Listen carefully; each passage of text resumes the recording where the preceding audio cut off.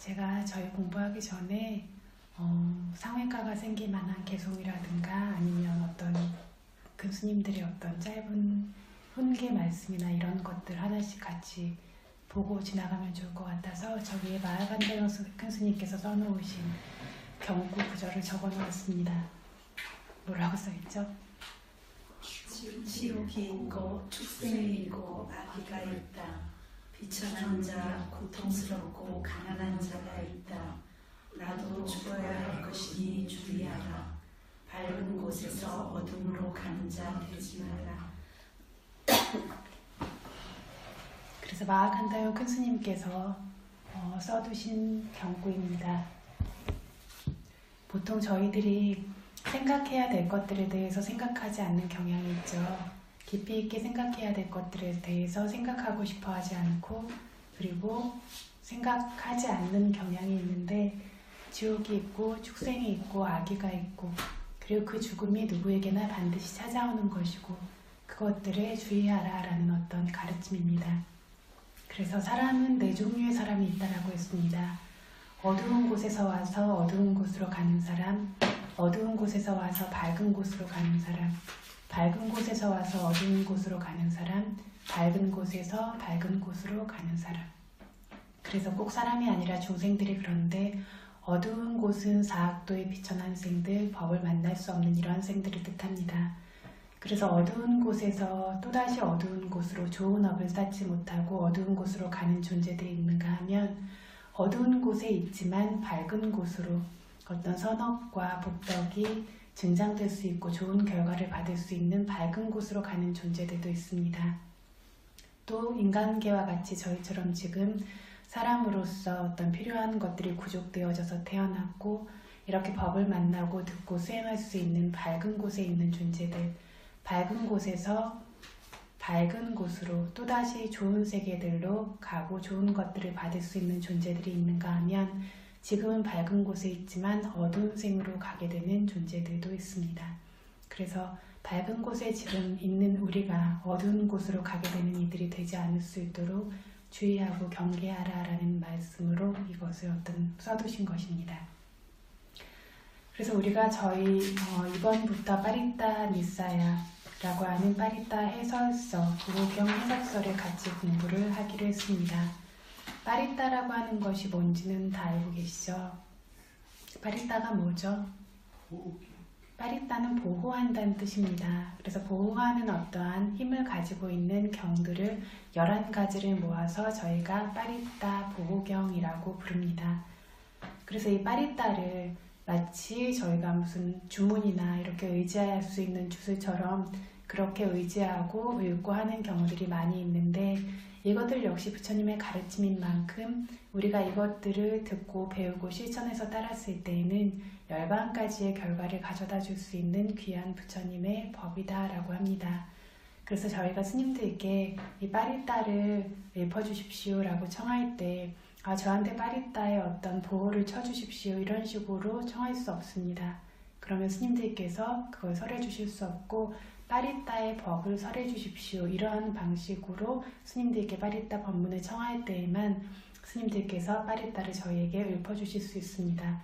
그래서 이 빠리따가 주술이나 이런 것처럼의 보호가 아니라 법으로서 저희가 청하고 들어야 하는 것이라는 걸 이 어떤 율장에서 비구들의 계율 안에 이것들이 포함되어져 있는 것입니다. 이 빠리따라고 하는 것을 공부를 하려고 한 이유가 빠리따 니사야라고 해서 보호경 해석서, 신해석서인데 그런 책이 미얀마에서 굉장히 유명한 책으로 존재하고 있습니다. 이걸 쓰신 큰 스님께서 교학과 수행 모두 굉장히 출중하신 분이었고 저희 판디타 라마 큰 스님께서 살아계셨을 때 큰 스님이 조금 더 젊으셨을 때에도 많이 의지하고 찾아뵙고 가르침을 받던 그러한 큰 스승이셨습니다. 이분께서 빠리따에 대한 어떤 해석서를 쓰라는 이야기를 듣고는 문법적인 부분들도 저희들이 이 안에서 상식적으로 알고 있어야 하는 것들 그리고 저희들이 삶을 살아가면서 기본적으로 배워야 하는 것들, 가지고 있어야 되는 기본적인 것들에 대해서 잘 설명을 해두셨습니다. 물론 부처님의 가르침에 기반해서요. 그래서 이것들을 저희가 좀 배워볼 수 있다라고 하면 기본적인 빨리어 지식도 생길 것이고, 빠리따를 읊을 때 그냥 읊는 것이 아니라 이 뜻을 조금 이해하면서 읊을 수 있는 이익이 생길 뿐만 아니라 여기에서 설명하는 많은 견문들과 삶에서 저희가 필요한 기본적인 어떤 기준과 잣대가 생길 거라는 생각에 이걸 좀 몇 명이라도 같이 공부를 해보자 하고 시작을 했습니다.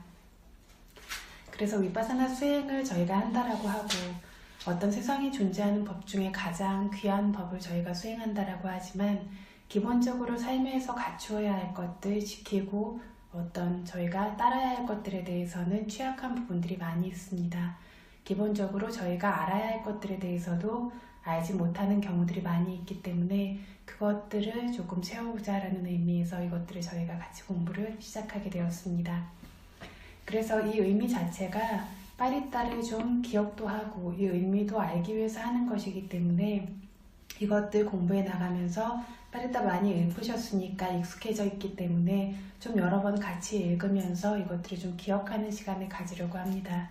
저희 학생들이 이걸 저희랑 같이 공부했을 때에는 그때는 그날 나갔던 진도만큼을 그 다음날 외워와서 제 앞에서 암송을 했었습니다.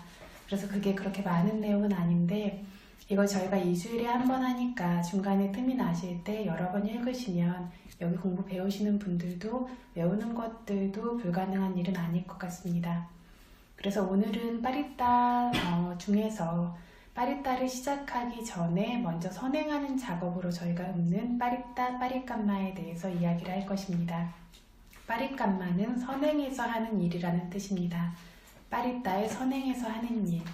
그래서 이 법문을 저희들뿐만 아니라 눈에 보이지 않지만 어떤 존재하고 있는 다른 존재들, 천인과 같은 이들도 와서 들을 수 있도록 초청하는 것, 이런 종류의 이야기들로 시작되고 있습니다. 그래서 오늘 이것을 시작하기 전에 빠리따를 먼저, 빠리따, 빠리깐마를 먼저 저희가 읽고 나서 이걸 시작하도록 하겠습니다.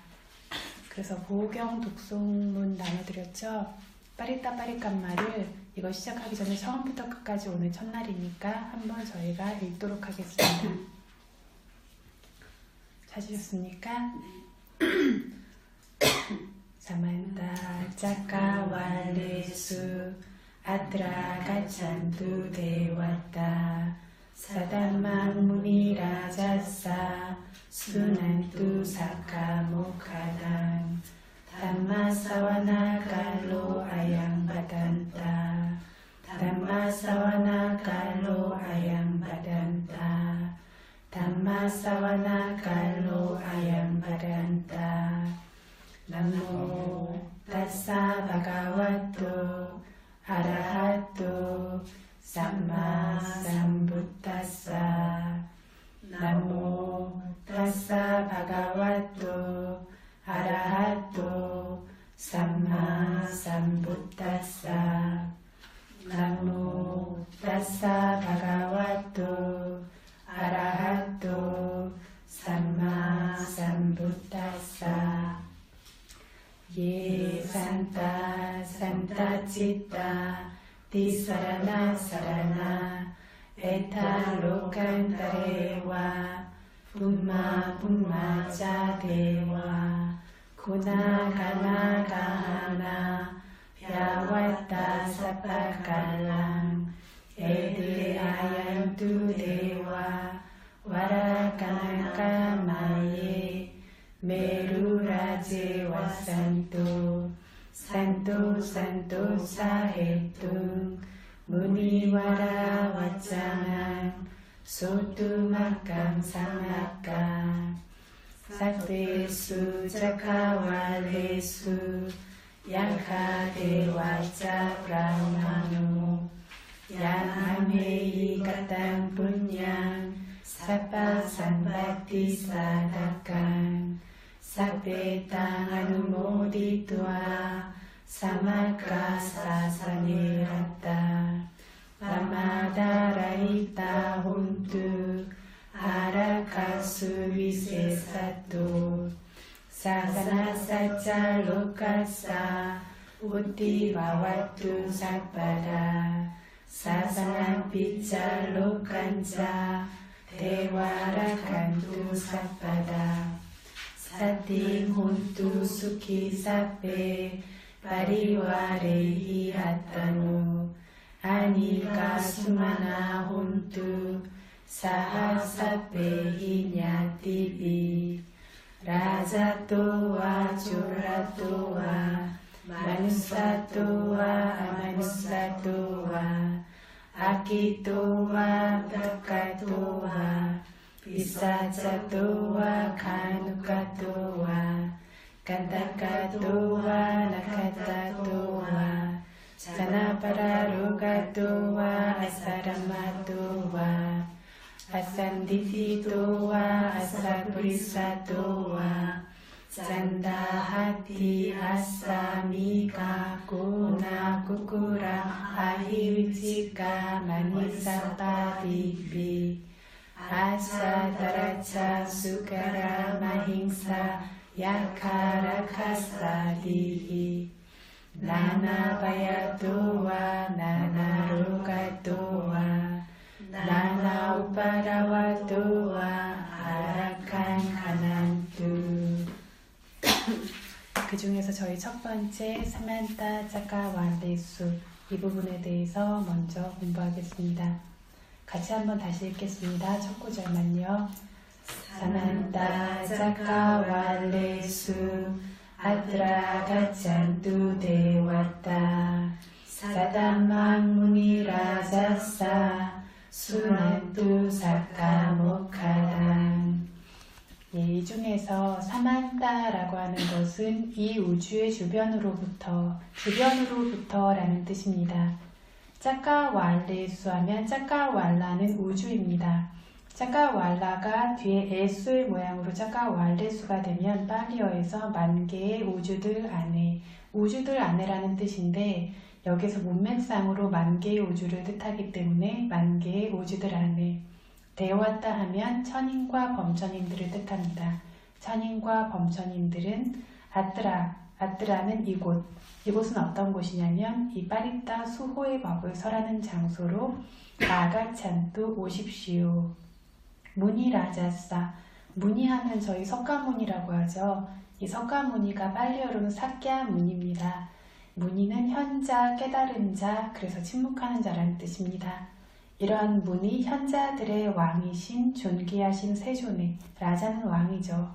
이런 무니라는 모든 깨달은 이들의 라자사 왕이신 존귀하신 세존 부처님의 사까 모카당, 사까 천상계를 뜻합니다. 모카는 해탈하는 것, 즉 천인계와 열반의 줄 수 있는, 이익을 줄 수 있는. 사까는 천인계, 모카는 벗어나는 것, 즉 열반이고요. 다음은 준다라는 뜻입니다. 천인계와 열반의 이익을 줄 수 있는 사단망, 바른 법, 훌륭한 법. 여기서는 파리타의 법이겠죠. 파리타의 바른 훌륭한 법을 순한또 들으십시오 라고 청하고 있습니다. 그래서 보면 순서가 제멋대로죠. 팔리어는 개송뿐만이 아니라 여기에서 시에서의 어떤 구성을 갖추기 위해서 순서가 앞뒤가 바뀌는 것들도 있지만 팔리어 자체가 순서에서 자유로운 언어입니다. 그래서 일상적으로 말할 때에도 순서가 앞뒤로 이렇게 바뀌어도 그것들 단어 하나하나의 어떤 뜻만 명확하다라면 말할 수 있는 그런 말이 팔리어입니다. 다시 한번 정리하겠습니다. 사만타, 이 우주의 주변으로부터, 이 우주 주변에 있는 짜까왈레수 우주들 안에 몇 개의 우주냐면 만 개의 우주입니다. 데와따 천인 범천들은 이 팔리어를 보시면 조금 더 좋을 것 같습니다. 어디에 지금 나와 있는지. 데와따 천인 범천들은 아뜨라 이 파리타 수법을 설하는 장소로 아뜨라와 아가찬뚜가 합해져서 아뜨라 가찬뚜가 된 것입니다. 아가찬뚜 오십시오. 팔리어로 가찬뚜 하면 가십시오고 아가찬뚜 하면 오십시오가 됩니다. 오십시오. 무니라자사, 무니라는 깨달은 자들의 라자, 왕이신 부처님의 사까 모카당, 천상계라고 하는 이익과 모카 열반이라고 하는 이익을 당 줄 수 있는 사단만 다른 훌륭한 법인 빠리따의 법을 순환또 와서 들으십시오 라고 하고 있습니다. 빠리따를 하는데 빠리따를 낭송하기 전에 왜 천인들을 초청하는가, 이 뒷부분을 읽어보도록 하겠습니다. 천인들을 초청함. 사만따로 시작되는 구절은 보호경을 읽기 전에 먼저 천인들을 초청하는 것이다. 부처님 당시 해탈을 얻은 이들 중에 인간은 아주 적은 수였고 천인과 범천은 헤아릴 수 없을 만큼 많았다. 망갈라 숫다 길상경, 마하사마야 숫다 큰 회합의 경 등의 경을 설하셨을 때 만개의 우주에서 와서 들은 천인과 범천들 중 특별한 법을 얻은 천인과 범천들은 헤아릴 수 없이 많았다. 경전에 따르면 천인들은 부처님의 법을 아주 존경해서 법을 듣기를 고대한다는 것을 알 수 있다. 그래서 천인들의 도움과 보호를 얻을 수 있을 것이라는 믿음으로 초청하는 것이다. 일부 시대적 질병, 전염병의 위험들 중에는 좋지 않은 천인들의 괴롭힘도 있을 수 있는데 선한 천인들이 오면 좋지 않은 천인들이 도망치고 피하기 때문에 위험이 없는 등의 이익을 얻기 위해 좋은 천인들이 오는 것을 원해서 천인과 범천들을 특별히 초청하는 것은 하나의 전통이다. 그래서 이 구절이 보호경을 읽기 전에 먼저 천인을 초청하는 것이다 라고 했습니다. 부처님 당시 해탈을 얻은 이들 중에서 인간은 아주 적은 수고 눈에 보이지 않는 천인과 범천이 훨씬 많았다라고 합니다. 초전 법륜경을 부처님께서 설하셨을 때 깨달음을 얻은 인간은 몇 명이었죠? 5분이었죠. 5분이었는데 천인과 범천들은 헤아릴 수 없이 많은 분들이 깨달음을 얻었다라고 했습니다. 그래서 온 세상에 부처님에 대한 명성이 정말 그 높은 천상계 범천계까지 솟구쳤다라고 할 때 인간계에 알려진 부처님의 명성은 지극히 미약했고 천상계의 그 명성이 훨씬 더 강했다라고 합니다. 이것들을 그래서 이 우주뿐만이 아니라 주변 만개의 우주에서 천인과 범천들이 부처님의 법을 와서 들었다라고 합니다. 한 부처님이 출연하시는 것이 굉장히 어렵고 귀한 일이기 때문에 천인과 범천인들은 한 부처님이 출연하시는 것을 굉장히 고대하고 부처님이 세상에 새로 나오게 되시는 것을 굉장히 기뻐한다라고 합니다. 그래서 부처님의 법을 아주 존경하고 그 법을 듣기를 고대하기 때문에 이렇게 그들이 원하는 법을 들을 수 있게 저희가 초청함으로써 그들에게 법을 나눌 수 있을 뿐만 아니라 그를 통해서 천인들의 도움과 보호도 상대적으로 얻을 수 있을 거라는 믿음으로 초청하는 것이다 라고 합니다. 그래서 어떤 시대적인 질병들, 전염병 중에는 여러 가지 이유들이 있지만 좋지 않은 천인들로 인한 그러한 전염병들도 있을 수 있다라는 것들이 라타나 숫다, 보배경에 그 이야기들이 나와 있습니다.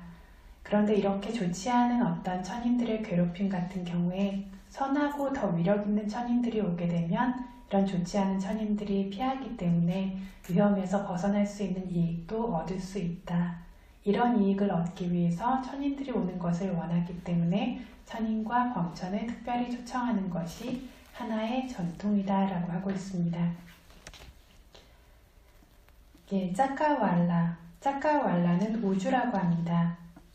바퀴처럼 돌기 때문에 짝가왈라 산이라고 하고 짝가왈라 산이 있는 세상이라고 해서 이 우주를 짝가왈라라고 부른다라고 하고 다르게는 짝가는 수레바퀴죠. 저희 단마짝가 하면 법륜이라는 뜻이죠. 짝가는 수레바퀴처럼 고르고 둥근 것을 뜻합니다. 왔다는 우물 모양이 있는 것을 뜻하는데 짝가 왔다가 짝가 왈라로 변형되면서 수레바퀴처럼 고르고 둥글며 우물 모양인 우주다라는 뜻을 가지게 되었다라고 합니다. 짝가왈라 산으로 나뉘는 4개의 큰 섬과 하나의 수미산으로 이루어진 장소를 짝가왈라 우주라고 한다. 그리고 그것을 로가다뚜 세상이라고도 한다. 그래서 불교적 세계관에 따르면 하나의 큰 산인 수미산과 4개의 큰 섬이 있습니다. 그래서 과거에는 지금 지구상에 있는 대륙들이 붙어있는 것들도 있고 있었기 때문에 이것을 뜻하는 것인지 더 큰 세계를 뜻하는 것인지는 확실하게 알 수 없습니다. 그런데 4개의 큰 섬과 하나의 큰 수미산으로 이루어진 장소를 짜까왈라라고 하는 산이 감싸고 있다라고 합니다. 이 짜까왈라라고 하는 큰 산이 감싸고 있는 것까지를 하나의 짜까왈라 우주라고 부르고 이것을 한 개 단위의 세상이라고 부릅니다. 그래서 불교 경전에 따르면 이 우주는 둥급니다. 그리고 이것들은 불교 경전에 따르면 한 우주는 하나의 태양과 달과 그리고 어떤 별자리들을 가지고 있다라고 이렇게 이야기를 하고 있습니다. 그래서 우리가 생각하는 우주의 범위를 어디까지 이것이 측정을 하는 것인지는 지금 정확하게 이야기는 할 수 없지만 어쨌든 불교적 세계관에서 이 우주는 둥글게 이런 형태를 가지고 있는 장소인데 이 우주가 하나만 있냐면 그 주변에 그와 같은 종류의 우주들이 계속해서 붙어서 연결되어서 존재하고 있고 각각의 우주는 짜까왈라라고 하는 산으로 둘러싸여 있다라고 말하고 있습니다. 그래서 이렇게 산과 같은 형체가 있고 그것의 반은 나와 있지만 반은 물에 잠겨 있는 것처럼 이런 형태로 짜까왈라 산이 존재하고 있다라고 합니다. 그래서 이렇게 우주들이 동그란 것들이 끊임없이 연결되어서 생기고 있으니까 동그란 것끼리 연결되어지는 게 세 개가 연결되면 그 사이에는 분명히 빈틈이 생기겠죠. 이해되십니까? 네. 예, 빈틈이 분명히 생기게 됩니다. 동그라미 세 개가 만나면 쟁반 세 개가 만났을 때 가운데 구멍이 생기는 것처럼 빈틈이 생기게 되는데 이렇게 우주 세 개가 만날 때마다 역시 빈틈이 생기게 되고 이 빈틈이 로칸다리카라고 하는 지옥이 존재하는 곳이다 라고 합니다. 그래서 우주의 주변에 이와 같은 우주들이 끊임없이 계속 존재하고 있기 때문에 우주는 무한합니다. 그런데 세 개의 우주가 만날 때마다 그 사이에는 빛이 도달하지 않는 아주 깜깜한 공간이 존재하고 있는데 이 깜깜한 공간이 바로 로칸다리카 지옥이라는 세상 사이의 공간인 지옥이다라고 불리는 지옥이 존재하는 곳입니다. 빛이 존재하지 않는 만큼 굉장히 춥고 어둡고 그리고 배가 고프고 이곳들에 어떤 지옥인들이 벼랑이 매달려 있는 것처럼 그 로칸다리카 지옥에 매달려 있다라고 이야기를 합니다. 다음에 새 영역부터 시작해서 저희 돌아가면서 좀 읽어보도록 하겠습니다. 자나비아님 먼저 읽어주시겠습니까? 새 영역 이렇게 연결되어 존재하고 있는 우주들 중에서 이 우주의 주변에 존재하고 있는 만 개의 우주 등은 함께 지진이 일어나 천인과 범천들이 부처님의 법을 함께 와서 들은 등으로 현상이 같은 세상들이다. 이쪽의 우주는 위력의 영역이라 한다. 부처님의 수호법의 위력이 허저 도달하는 영역이다. 그로부터 외부의 경계가 없는 우주들은 대상의 영역이라고 한다. 보호법의 권위가 일쪽 개의 우주에 퍼진다고 해서 일쪽 개의 우주 천인들이 와서 법을 듣는 것은 아니다. 부처님의 위력과 권능으로 인해 보호법의 권능의 영향만이 도달하는 것이다. 법은 만 개의 우주의 세상의 천인들만 와서 듣는다고 말한다. 그래서 사만타 짜까왈라수에서 주변에 온 우주라고 일반적으로 말하지만 만 개의 우주만 그 뜻으로 취해야 한다. 예, 그래서 지금 우주라고 우리가 이야기를 하는데 아까 짜까왈레수 하면 우주들 안에라는 뜻인데 왜 여기서 만 개의 우주를 취했는지에 대해서 설명하고 있습니다. 그래서 영역이라고 하는 것에 세 가지가 있습니다. 첫 번째는 여기 자띠케타 이렇게 써놨습니다. 자띠라는 말은 태어나는 것, 탄생을 뜻합니다. 켓다는 영역입니다. 자띠케타라고 하는 것은 탄생의 영역. 두 번째, 아나케타는 위력의 영역입니다. 세 번째, 위사야케타라고 하는 것은 대상의 영역입니다. 세 가지 영역으로 나누어지는데 첫 번째가 뭐라고요? 탄생의 영역, 자띠케타. 두 번째는요? 아나케타, 위력의 영역입니다. 세 번째는요? 위사야케타, 대상의 영역입니다. 그래서 이 첫 번째 자띠케타, 부처님이 탄생하시는 그것과 관계되어지는 영역인데 이렇게 연결되어서 존재하고 있는 우주들이 무한하게 존재한다라고 했는데 지금 우리가 태어나서 부처님이 출현하시고 이 법을 듣고 있는 이 우주의 주변에 존재하고 있는 만 개의 우주까지를 자띠캑타라고 부릅니다. 그래서 보살이 출생할 때나 아니면 어떤 큰 사건들이 있을 때 온 우주가 함께 지진이 일어난다라든가 이런 식으로 보살이 출생할 때 등에 동요하는 만 개의 우주를 뜻합니다. 그래서 이 우주는 함께 이렇게 작용할 수 있는 성질이 있어서 그렇게 그 영향권 안에 들어가기 때문에 이 우주 안의 천인과 범천들이 부처님의 법을 함께 와서 들음 등으로 같은 현상을 가지고 있습니다.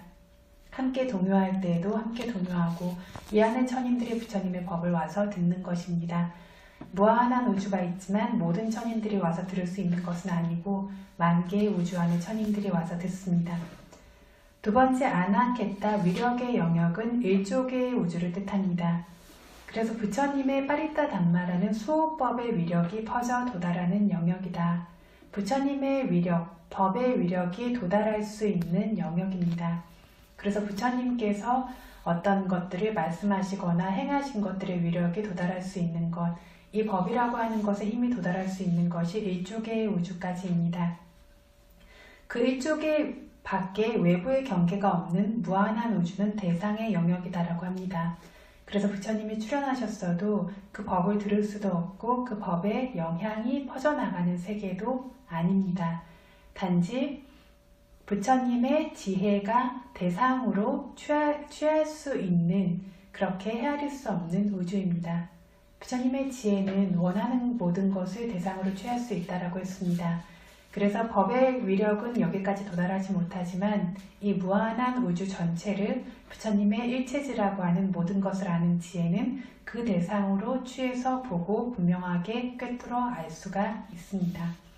그래서 보호법이라고 하는 이 파리타의 권위가 1조 개의 우주에 퍼지고 1조 개의 우주만큼 영향을 끼친다라고 해서 1조 개의 우주의 천인들이 와서 법을 듣는 것은 아니다. 부처님의 위력과 권능으로 인해서 보호법의 권능의 영향만이 도달하는 것이다. 법은 만 개의 우주의 세상의 천인들만 와서 듣는다라고 경전에서 말하고 있다. 그래서 사만타 짜까왈레스에서 주변에 온 우주라고 일반적으로 말하죠. 사만타는 주변에, 짜까왈레스는 우주들에서라고 일반적으로 말하지만 여기서 우리가 만 개의 우주라고 그 뜻을 분명하게 구분해서 알아야 한다라는 뜻입니다. 사단마 수산타님 읽어주시겠습니까? 사단마 선한 이들의 법, 칭송받는 고귀한 법이라는 뜻으로 인해 사단마라 한다. 이 사단마는 교학이라는 고귀한 법, 수행이라는 고귀한 법, 도화가를 얻는 조건인 수행들, 깨달음 어둠이라는 고귀한 법, 도과 열반의 세 종류가 있다. 이 세 종류 모두 사단마라 하기에 빨리 경전에서 사단마라는 단어는 세 가지 모두 혹은 두 가지 혹은 한 가지 혹은 한 가지 안에서 모든 부분의 법을 각각의 장소에 따라 설하는 것을 볼 수 있다. 그래서 여기서도 교학이라는 고귀한 법의 일부분, 보호의 법을 설하고 있다. 그 보호의 법인 사단마를 좋아하고 바라도록 그 미덕을 드러내 보이고자 천인세계와 열반의 이익을 줄 수 있는 이라 말하고 있다. 파리타의 모든 법은 차치하고 길상경대로만 따라 수행해도 천인세계와 열반에 이를 것은 틀림없다고 믿어야 할 것이다. 이 사단마라는 말은 산따라는 말과 단마라는 말이 합해진 말입니다. 산따라는 것은 칭송받고 고귀하다, 고귀하기 때문에 칭송받죠 라는 뜻이 있고, 고귀하기 때문에 칭송받는 선하고 지혜로운 이들이라는 뜻을 가집니다. 이 산따라는 말이 사로 변형을 일으켜서 사와 단마가 합쳐진 것이 사단마입니다. 그래서 선한 이들의 법, 사땅 단모 사단모, 칭송받는 고귀한 법, 산도 단모 사단모라는 뜻으로 인해서 사단마라는 말이 생겼습니다. 그러면 이렇게 칭송받는, 특별하게 칭송받는 고귀한 법인 선한 이들의 법인 사단마가 무엇인가 라고 했을 때 이것을 세 가지 사사나 부처님의 가르친 불법이라고도 말합니다.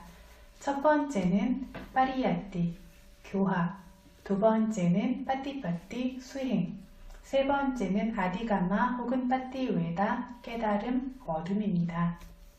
그래서 교학과 수행과 깨달음입니다. 교학은 뭐죠 교학이? 3장이라고 하는데 3장이라고 하는 교학이 뭡니까? 경륜론 3장이죠. 그런데 이 교학이 결국은 수행 방법을 뜻합니다. 그렇죠. 수행 방법이고 수행 방법이라는 고귀한 법을 저희가 파리야티 사담마 교학이라는 고귀한 법이라고 부릅니다. 두 번째는 실제 수행이라는 고귀한 법입니다. 빠띠빠띠 사담마, 즉 도와 과를 얻는 조건인 수행들을 뜻합니다. 세 번째는 얻음, 아디가만 얻는다는 뜻입니다. 안다란 뜻도 됩니다. 깨달음, 얻음이라는 고귀한 법, 도와 과라고 하는 지혜로서 열반을 깨닫는다라고 하는 즉 성취되는 것입니다. 그래서 세 가지를 다시 한번 보자면 수행의 조건이 되어지는 수행 방법, 깨달음의 조건이 되어지는 수행, 그리고 수행의 결과물인 깨달음, 이 세 가지로 이루어지고 있습니다. 이 세 가지를 뭐라고 부른다고요? 사담마입니다. 이 세 종류 모두가 사담마이기 때문에 빨리 경전에서는 이 사담마라는 단어를 세 가지 모두를 동시에 지칭하기도 하고 혹은 두 가지만 지칭하기도 하고 혹은 한 가지만 장소에 따라 지칭하기도 하고 혹은 한 가지 안에서도 부분의 법들을 각각의 장소에 따라서 설하기도 합니다. 이 안에 포함되어져 있다면 무엇을 말하든 사담마라고 부를 수 있다라고 말하는 것입니다. 그래서 여기서도 교학이라는 고귀한 법 안에 이 빠리따가 들어가죠. 이 빠리따의 법이 수행은 아니죠. 깨달음도 아니죠. 부처님의 가르침인 교학의 법입니다. 교학의 사담마의 법에서도 일부분인 보호 빠리따의 법입니다. 그래서 여기서 말하는 사담마라는 것은 사담마라고 하는 넓은 영역 중에서 교학 중에서도 빠리따의 법을 뜻하고 있다라고 말하고 있습니다. 그래서 보호의 법인 이 사담마라는 고귀한 법을 좋아하고 바라도록 그 미덕을 드러내 보이고자 사카 모카당이라고 했습니다. 이 보호의 법을 왜 들어야 하는가, 왜 읊어야 하는가 라고 했을 때 사카, 천상계에 가는 이익을 당 줄 수 있기 때문에, 모카, 열반이라고 하는 해탈의 이익을 당 줄 수 있기 때문에 들어야 한다라고 미덕을 드러내 보이고 있습니다. 그래서 빠리따의 모든 법은 차치하고 망갈라 숫다, 빠리따 빠리캄마가 끝나면 처음 나오는 경입니다. 이 길상경대로만 따라 수행해도 천인세계와 열반에 이를 것은 틀림없다고 믿어야 할 것이다. 저희 길상경의 축복이 무엇인가 라고 하면서 쭉 이야기를 하고 있죠. 그래서 세상에서 사람들이 살아가면서 모든 축복이 생기기 위해서 기본 바탕으로 가져야 할 것들부터 시작해서 모든 팔풍에서 벗어나고 열반을 깨닫는 것까지, 모든 번뇌를 제거하는 것까지의 완전한 축복, 세간과 출세간의 모든 축복에 대해서 부처님께서 차례로 설명을 하고 계십니다. 그래서 이것들을 들을 뿐만 아니라 따라서 수행할 수 있다라면 반드시 천인세계뿐만 아니라 열반이라는 가장 귀한 이익을 우리에게 줄 수 있다라고 이야기를 합니다. 여기서 중요한 부분이 그러면 천인과 천인계가 존재하는가? 눈에 보이지 않는 것은 믿지 않는 습성이 있습니다. 그렇지 않습니까?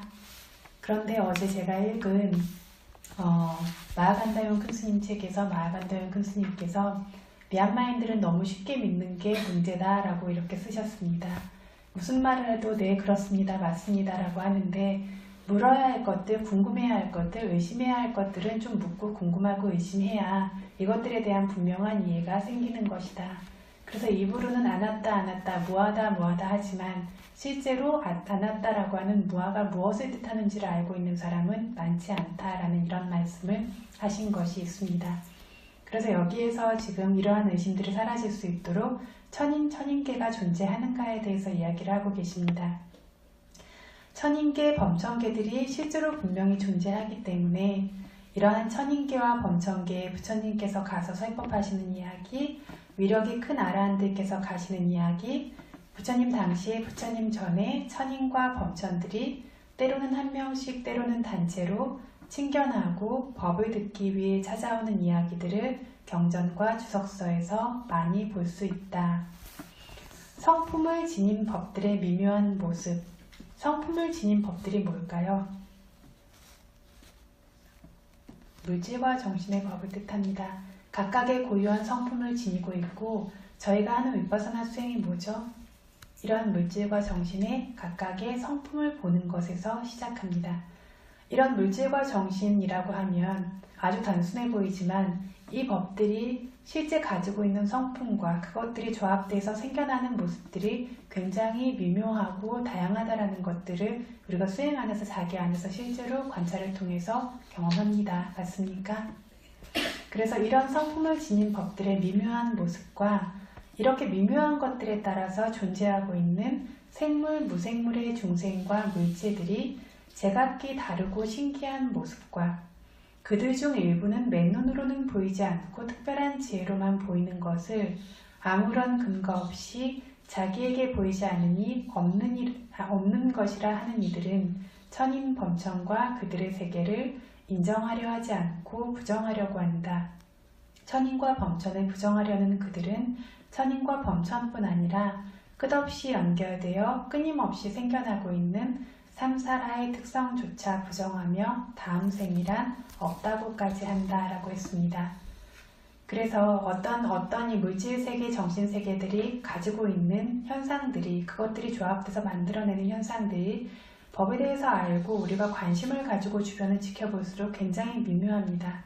그래서 온갖 종류의 어떤 생명체들이 눈에 보이는 영역에서도 눈에 보이지 않는 영역에서도 존재하고 우리가 눈으로 볼 수 있는 영역에서도 우리가 상상하지 못하는 다양한 종류의 생명체들이 존재하고 있습니다. 이들 중에 일부는 맨눈으로는 볼 수 없고 특별한 지혜로만 볼 수 있는데 내 눈에 안 보이는 거니까 없는 것이다 라고 하는 사람들은 이런 것들을 인정하려고 하지 않는다. 천상계, 범천계 이것들만 인정하지 않는 것이 아니라 끝없이 연결되며 끊임없이 생기는 삼사라조차 부정하면서 다음 생에 없다고까지 한다라고 했습니다. 여기서 삼사라라고 하는데 삼사라가 무엇입니까? 저희 보통 윤회라고 해석하죠. 그런데 빨리어로 정확히 이야기하면 삼사라는 빨리어입니다. 그런데 정확하게 빨리어로 이야기하면 윤회는 왔다라고 합니다. 윤회는 빙글빙글 돈다라는 뜻이죠. 왔다는 빙글빙글 돈다는 뜻입니다. 그래서 윤회는 바퀴를 자에다가 돌회자를 쓰는데 빙글빙글 바퀴처럼 돌고 있다는 뜻인데 뭐가 도냐면 번뇌가 돌고 번뇌가 돌기 때문에 번뇌로 인해 업이 따라와서 그 업이 돌고 업이 생겨났기 때문에 그 업에 의해서 그 결과가 따라와서 그 결과가 돕니다. 그 결과에서 또다시 번뇌가 생겨나고 업이 생겨나고 결과가 생겨나고 하는 방식으로 이 원인과 결과들이 바퀴처럼 순환하면서 돌고 있는 것을 이 개념을 윤회라고 부릅니다. 삼사라라고 한다라는 뜻은 굉장히 떠돌아다닌다, 이리저리 떠돌아다닌다라는 뜻을 빨리어가 가지고 있습니다. 그래서 이걸 한국어에서 말하면 생사유전이라고 할 때 유전이라는 말이 더 비슷한 말인 것 같습니다. 생사유전할 때 유전이라는 말이 흐르고 구른다는 뜻이죠.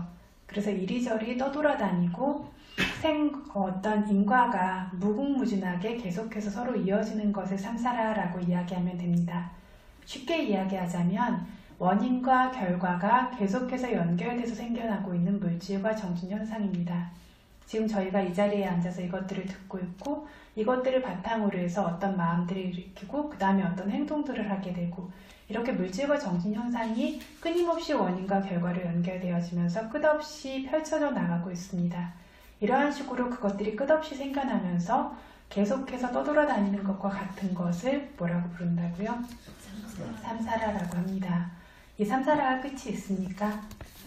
끝이 없기 때문에 저희가 이전 생에도 계속해서 태어났었고 지금도 태어나 있고 앞으로도 태어날 것이고 삼사라의 끝이 없기 때문에 모든 고통에서 자유롭지 못한 채로 이렇게 살고 있죠.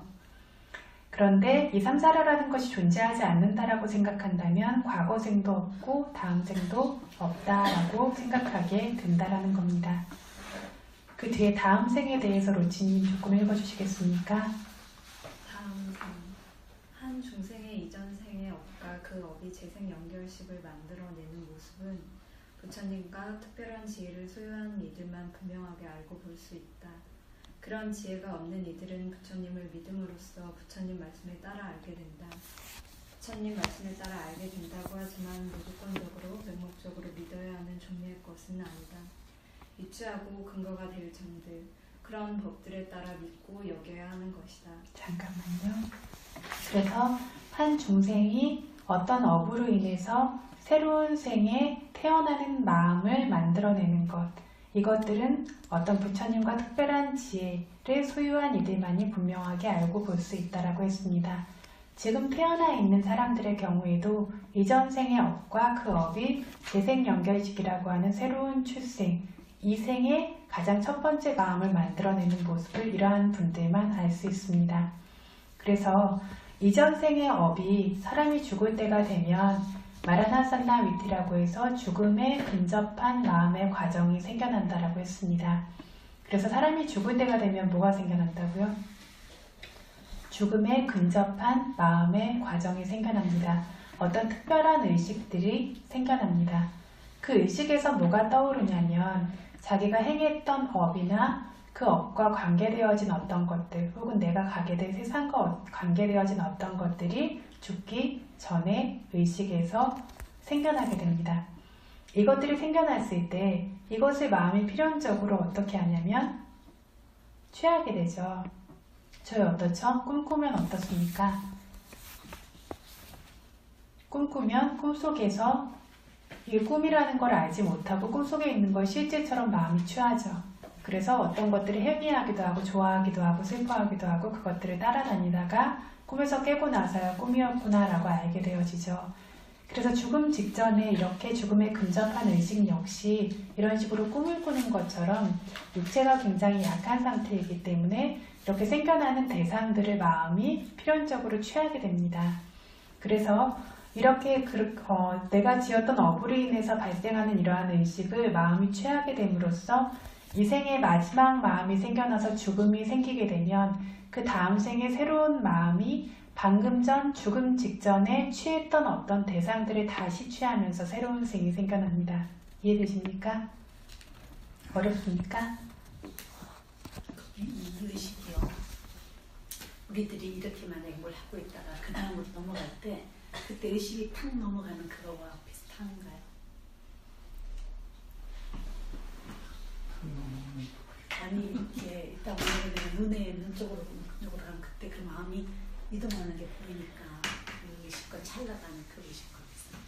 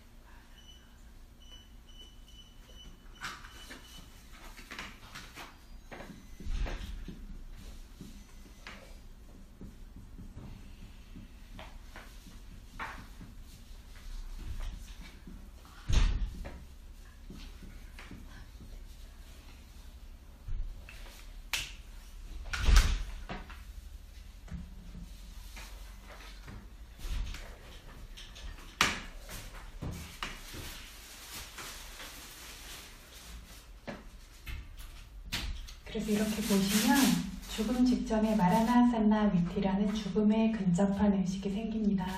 그래서 그 앞에는 정신이 멀쩡할 수도 있어요. 정신이 멀쩡할 수도 있고 안 할 수도 있습니다. 오래 아픈 분들은 계속 정신이 없는 상태에서 돌아가시는 경우들도 많죠. 그런데 정신이 굉장히 멀쩡한 상태에서 갑자기 사고를 당해서 죽는다라고 할 경우에도 이 죽음에 근접한 의식이 1초간이라도 반드시 나타납니다. 이렇게 반드시 나타나지만 이 의식은 우리가 보통 이렇게 경험하는 의식처럼 또렷하게 깨어있는 의식은 아니고 잠깐 이렇게 잠에 들어서 꿈을 꾸는 것처럼 그런 종류의 뭔가 잘 통치되지 않는 그런 종류의 의식이 나타납니다. 그래서 굉장히 의식이 성성하다가 죽은 것 같아도 이 중간에 아주 짧게나마 이런 순간이 반드시 찾아옵니다. 그런데 이 죽음에 근접한 의식에는 뭐가 드러나냐면 이 생에서나 혹은 과거 생들에서 저희가 행했던 업들 중 어떤 한 가지 이것이 드러나거나 아니면 그 업과 관계되어진 표상, 예를 들면 저희가 무슨 이렇게 법문을 듣고 있었다라고 한다면 법문을 들을 때 그 주변에 있었던 것들, 뭐 어떤 불상이라든가 아니면 뭐 강의하는 사람 얼굴이라든가 이런 여러 가지가 있을 수 있겠죠. 그 관련되어진 것이 드러날 수도 있습니다. 다시 설명하겠습니다. 법문을 들었던 업이라면 법문을 지금 다시 듣고 있는 것처럼 그 업이 다시 떠오르고 표상이라고 한다면 그와 관계되었던 주변 상황과 같은 것들이 표상으로 드러나고 그리고 갈 곳에 대한 표상으로 드러날 경우에는 그로 인해서 내가 가게 될 세상, 인간계가 될지 천상계가 될지 사학도가 되어질지 어떤 세상이든지 그 세상과 관계되어진 어떤 한 가지, 세 가지 중에 어떤 한 가지를 반드시 보게 됩니다. 세 가지 모두를 볼 수도 있고 세 가지 중 한 가지만 볼 수도 있고 세 가지 중 두 가지를 볼 수도 있습니다. 이렇게 보게 된 다음에는 머지않아서 죽음에 떨어지게 되는데 죽음에 근접한 의식이라고 하지만 이것이 죽음과 거의 딱 붙어서 생겨날 수 있는가 하면 그렇지 않고 죽음 며칠 전에 생겨날 수도 있습니다. 그래서 어떤 분들의 경우에는 죽기 2주 전부터 잘못된 견해를 좀 많이 가지고 계셨던 분들 중에서 미얀마의 큰 스님이셨는데 좀 잘못된 견해를 많이 가지고 계셨어요. 그런데 죽기 2주 전부터 계속 검은개를 보시게 됐어요. 그래서 내가 어디를 가도 검은개 한 마리가 계속 나를 따라온다라고 이야기를 하니까 그때까지는 이분이 워낙 뛰어난 학생이니까 이분을 믿고 따르던 제자가 이분이 지옥에 가겠구나. 검은개라고 하면 지옥의 표상을 뜻하죠. 지옥을 가겠구나 하는 두려움 때문에 도망쳐서 수행을 하게 되었다라는 이야기가 지금도 내려오고 있는데 분명히 가까운 과거에 미얀마에 실제로 있었던 일입니다. 그래서 2주 전이 될 수도 있고 1주 전이 될 수도 있고 조금 약간 죽기 한 며칠 전에도 이 죽음에 근접한 의식이 생겨날 수 있는데 주로 죽음에 바로 근접해서 이 의식이 생겨납니다. 그 다음에는 죽음이 생겨나죠. 죽음이 생김과 동시에 불교 경전에서는 뭐라고 하냐면 새로운 마음이 죽음의 마음이 생김과 동시에 새로운 마음이 바로 연결되어져서 생겨나는데 이것이 새로운 생의 마음입니다. 이것이 새롭게 태어날 생에서의 첫 번째 출생의 마음으로서 작용을 하게 되어지는데 이 생의 마음이 어떤 것을 대상으로 하냐면 이 죽음에 근접한 의식에서 취했던 것을 대상으로 하는 것입니다. 죽음에 근접한 의식에서 뭐가 나타난다라고 했냐면 업의 표상이나 갈 곳의 표상이 나타난다라고 했죠. 이 세 가지 중에 어떤 것을 마음이 취한다라고 했습니다. 업을 왜 취하죠? 가래 때문에. 가래 때문에. 왜 가래가 생기죠? 무명 때문에. 그래서 마치 꿈꾸는 것과 같다라고 했죠. 마음이 깨어있지 못하고 무명이 뒤덮여 있기 때문에 보는 대상 쪽으로 취하게 되는 겁니다. 그래서 내가 지옥에 가게 될 것이라든가 하면 좀 더 무섭고 좋지 않은 표상들이 드러나겠죠. 이 좋지 않은 표상임에도 불구하고 그걸 잡아 당기는 겁니다. 마음이 그쪽으로 필연적으로 숙여지게 됩니다. 이 숙여진 것이 새로운 어떤 생을 만들어내기 때문에 죽은 이후에 새로운 생이 생겨날 때는 이것을 대상으로 하는 생이 생겨나게 되어지면서 이것이 천상계와 관계되어진 업이나 업의 표상이나 갈 곳의 표상이었다면 천상계에 태어나고 사학도와 축생이나 지옥과 관계된 곳이었다면 그곳에 태어나는 새로운 생이 생겨나게 되는 것입니다.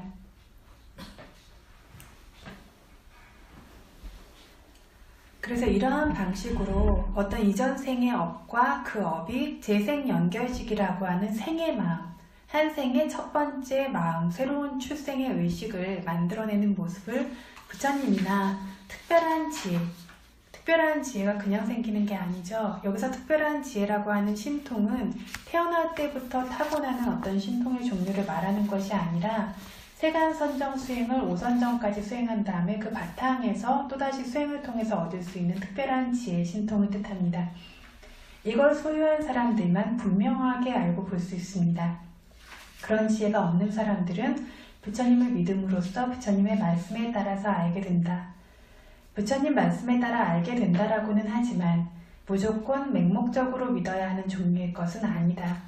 유추하고 근거가 될 점들 그러한 법들에 따라 믿고 여겨야 하는 것이다 라고 했습니다. 뒷부분 계속 읽어주시겠습니까? 본생단에 보면 이전 생을 볼 수 있는 사람들이 있어서 어떤 이들은 한 생을 볼 수 있고 어떤 이들은 두 생, 어떤 이들은 그 이상조차 볼 수 있다. 그와 같이 현대에도 사람생에서 사람생을 받은 사람들이 있는 경우가 있어서 그들은 지난 생에서 있었던 일을 설명할 수 있다. 이전 생의 친척, 부모 등과 물건들을 알고 정확하게 말할 수 있다. 일부는 인간생에서, 일부는 들소, 소, 원숭이 등의 축생의 생에서 온 것을 설명할 수 있다. 지난 생을 기억하는 지혜라 불리는 이 같은 종류의 지혜를 가진 특별한 사람들을 가끔 보고 듣게 됨으로써 이 생에서 다른 생으로 옮겨 태어나야 한다는 것을 믿을 수 있다. 잠시만요. 그래서 어떤 업과 어떤 업이 새로운 출생을 만들어내는지 여기까지 볼 수 있는 것은 부처님이나 신통을 소유한 이들만 분명하게 볼 수 있지만 본생담에 보면 전생을 기억하는 사람들이 일부 있습니다. 그래서 어떤 사람들은 많은 생을 보고 어떤 사람들은 한 생을 기억하는 사람들이 있다라는 것을 부처님 경전에서 이야기하는 것들이 있는데 현대에도 자기가 지난 생이 무엇이었는지를 설명할 수 있는 사람들이 간혹 있다라는 겁니다. 주변에서 보신 적 있으십니까? 수행처에 오시는 분들 중에 가끔 이런 분들이 계세요. 드러내지는 않지만 그래서 어떤 전생에 내가 뭐였었고 그리고 그 어떤 장소에 갔을 때 기억하고 있고 이런 이야기들을 하는 분들이 계시고 희한하게 미얀마에는 이런 분들이 꽤 많습니다. 그래서 옆에 마을에 누구였다가 내가 죽었는데 자식들이 몇 명이었고 뭐 그 자식이 어떻고 이런 얘기를 어릴 때부터 해서 그래서 옆에 마을에 나이은 할머니가 지금 어린아이한테 와서 어머니 하면서 이렇게 평생 돌봐주는 경우도 있고 이러한 경우들도 미얀마에서 실제로도 많이 봅니다. 그래서 이렇게 지난 생을 기억해서 지난 생을 얘기할 수 있는 지혜를 가진 사람들이 가끔 있다. 이걸 자띠 사란 야나라고 부르는데 자띠는 생이고 사라는 기억하는 거고 야나는 지혜입니다. 그래서 과거의 생을 기억하는 지혜를 가진 사람들이 특별하게 가끔 있다라는 것이 있습니다. 수행을 통하지 않고 과거의 생을 기억하는 지혜를 가진 경우는 과거 생에서 죽음을 맞을 때 깨어있는 의식 상태로 죽음을 맞게 되었을 때, 그 의식이 없는 채로 정신을 잃은 채로 오래 있지 않고 정신이 좀 멀쩡했던 채로 죽음을 맞았던 경우에 과거 생을 기억하는 이런 지혜가 일반적으로 생겨나는 경우들이 있어서 원래 그런 어떤 능력을 가지고 있어서 그럴 수도 있겠지만 갑자기 죽음을 맞게 되어져서 의식이 깨어있다가 갑자기 죽음에 탁 떨어지게 됐을 때 이렇게 이런 지혜를 갖고 태어나는 사람들이 많다라고 이렇게 이야기를 합니다. 저희가 신통을 통해서 과거생을 보기 위해서 갈 때에도 결국에는 어두움으로 무명으로 뒤덮여 있는 과정을 다시 깨우면서 가야 되는 거죠. 그것들을 다시 밝히면서 기억해 나가는 과정을 과거 생까지 되돌리는 것이 신통으로 과거를 보는 과정입니다. 그래서 이것이 어두움으로 좀 덜 뒤덮여 있다라면 그 수행을 따로 하지 않았어도 과거를 좀 볼 수 있는 힘을 가진 사람들이 있는 거죠. 좀 갑작스러운 죽음을 맞게 되어졌던 경우에요.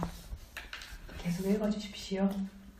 여기서 이 생에서 다음 생으로 옮겨가는 물질이나 정신도 중생도 존재하지 않는다. 다른 생에서 새로운 물질과 정신, 새로운 중생이 생겨나는 것일 뿐이다. 그러나 그 존재가 행했던 업에 따라 생기는 것과 연결된 하나의 과정으로 생기고 있는 물질과 정신을 조건으로 해서 한 사람인 것처럼 해서 다른 생으로 옮겨간다고 세상에서 관용적으로 쓰는 말이 있기에 그러한 관습적 표현에 따라 옮겨간다고 말한 것임을 주의해야 한다. 예. 그래서 여기서 저희가 이 생에서 다음 생으로 계속해서 옮겨 태어난다. 그래서 삼사라다, 윤회다. 이것들이 끝없이 생겨나고 있다라고 했는데 내일부터 저희 법문 시작할 모화경의 내용이 이것입니다. 실제로 이 생에서 다음 생으로 옮겨가는 물질이나 정신이나 중생은 존재하지 않는다. 여기서 옮겨서 태어난다라고 했지만 실제로 옮겨가는 물질이나 정신이나 중생은 존재하지 않는다라고 하고 있습니다. 그러면 뭐가 윤회하는 것인가?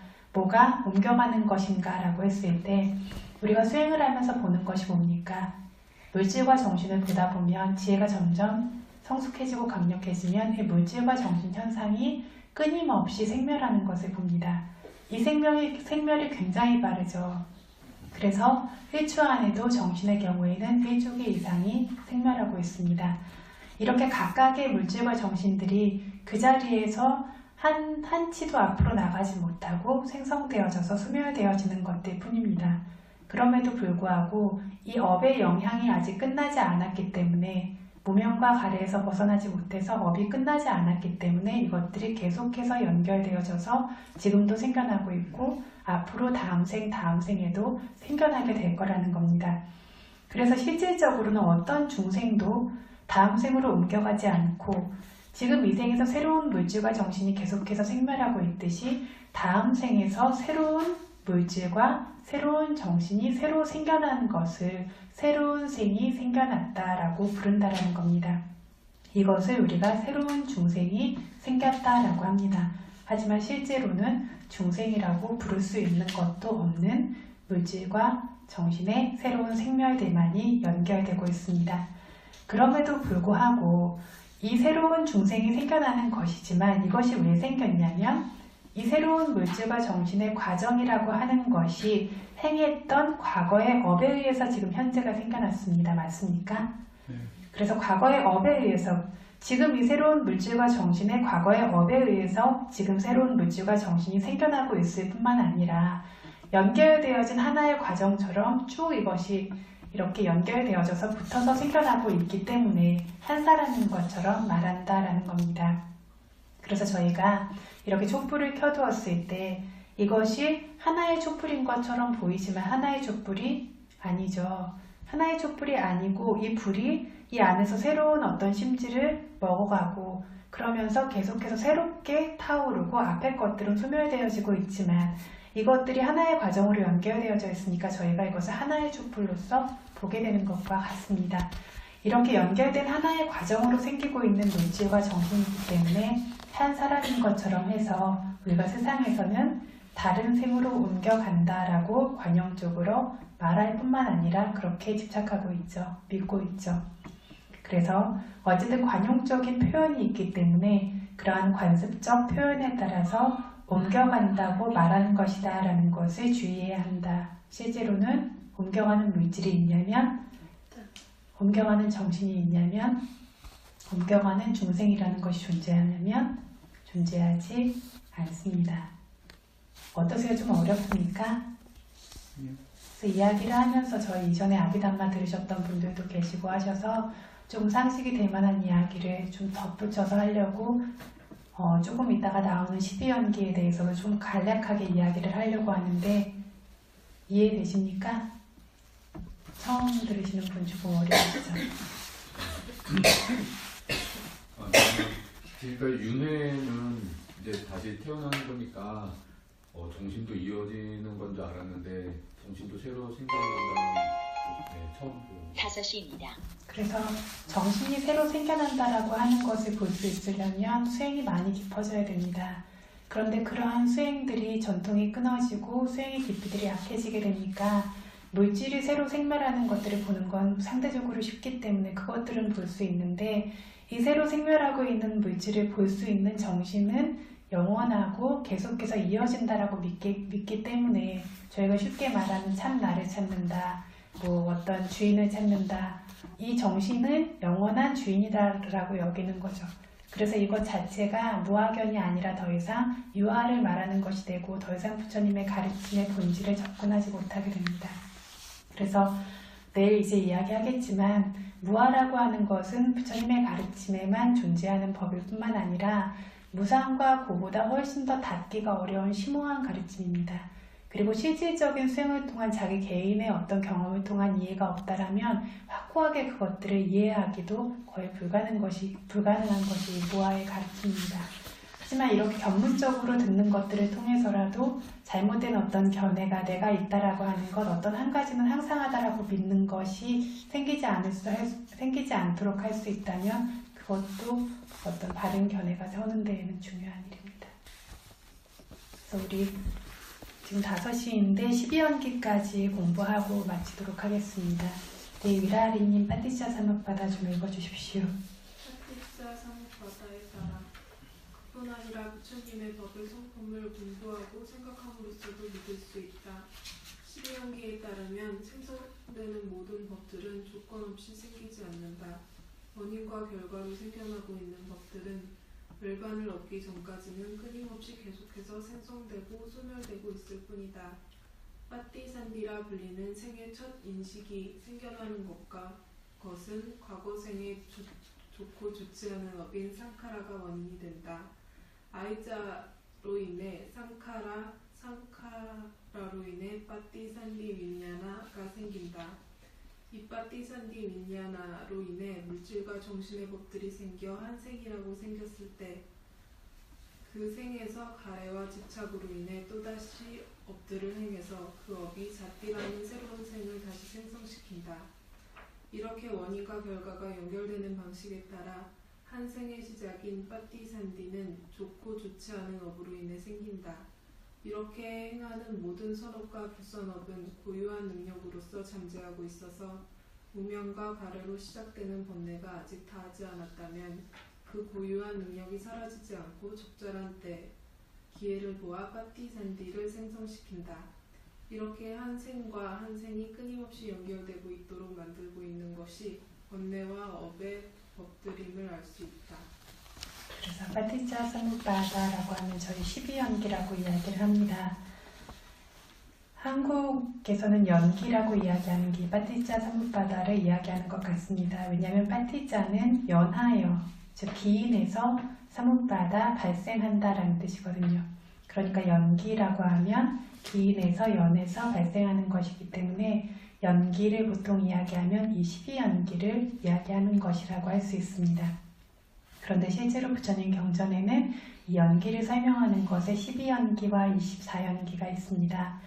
12연기라고 하는 것은 조금 더 간략하게 앞의 것이 뒤의 것의 원인이 되어지고 뒤의 것은 그 뒤의 것의 원인이 되어지는 일렬의 형태로 쭉 연결되어지는 원인과 결과를 말한다라면 24연기는 앞뒤 할 것 없이 어떤 한 가지 현상이 발생하는데 동시적으로 혹은 앞에서 혹은 뒤에서 여러 가지 조건들이 함께 작용하는 것을 설명하는 것이 파타나라고 하는 24연기입니다.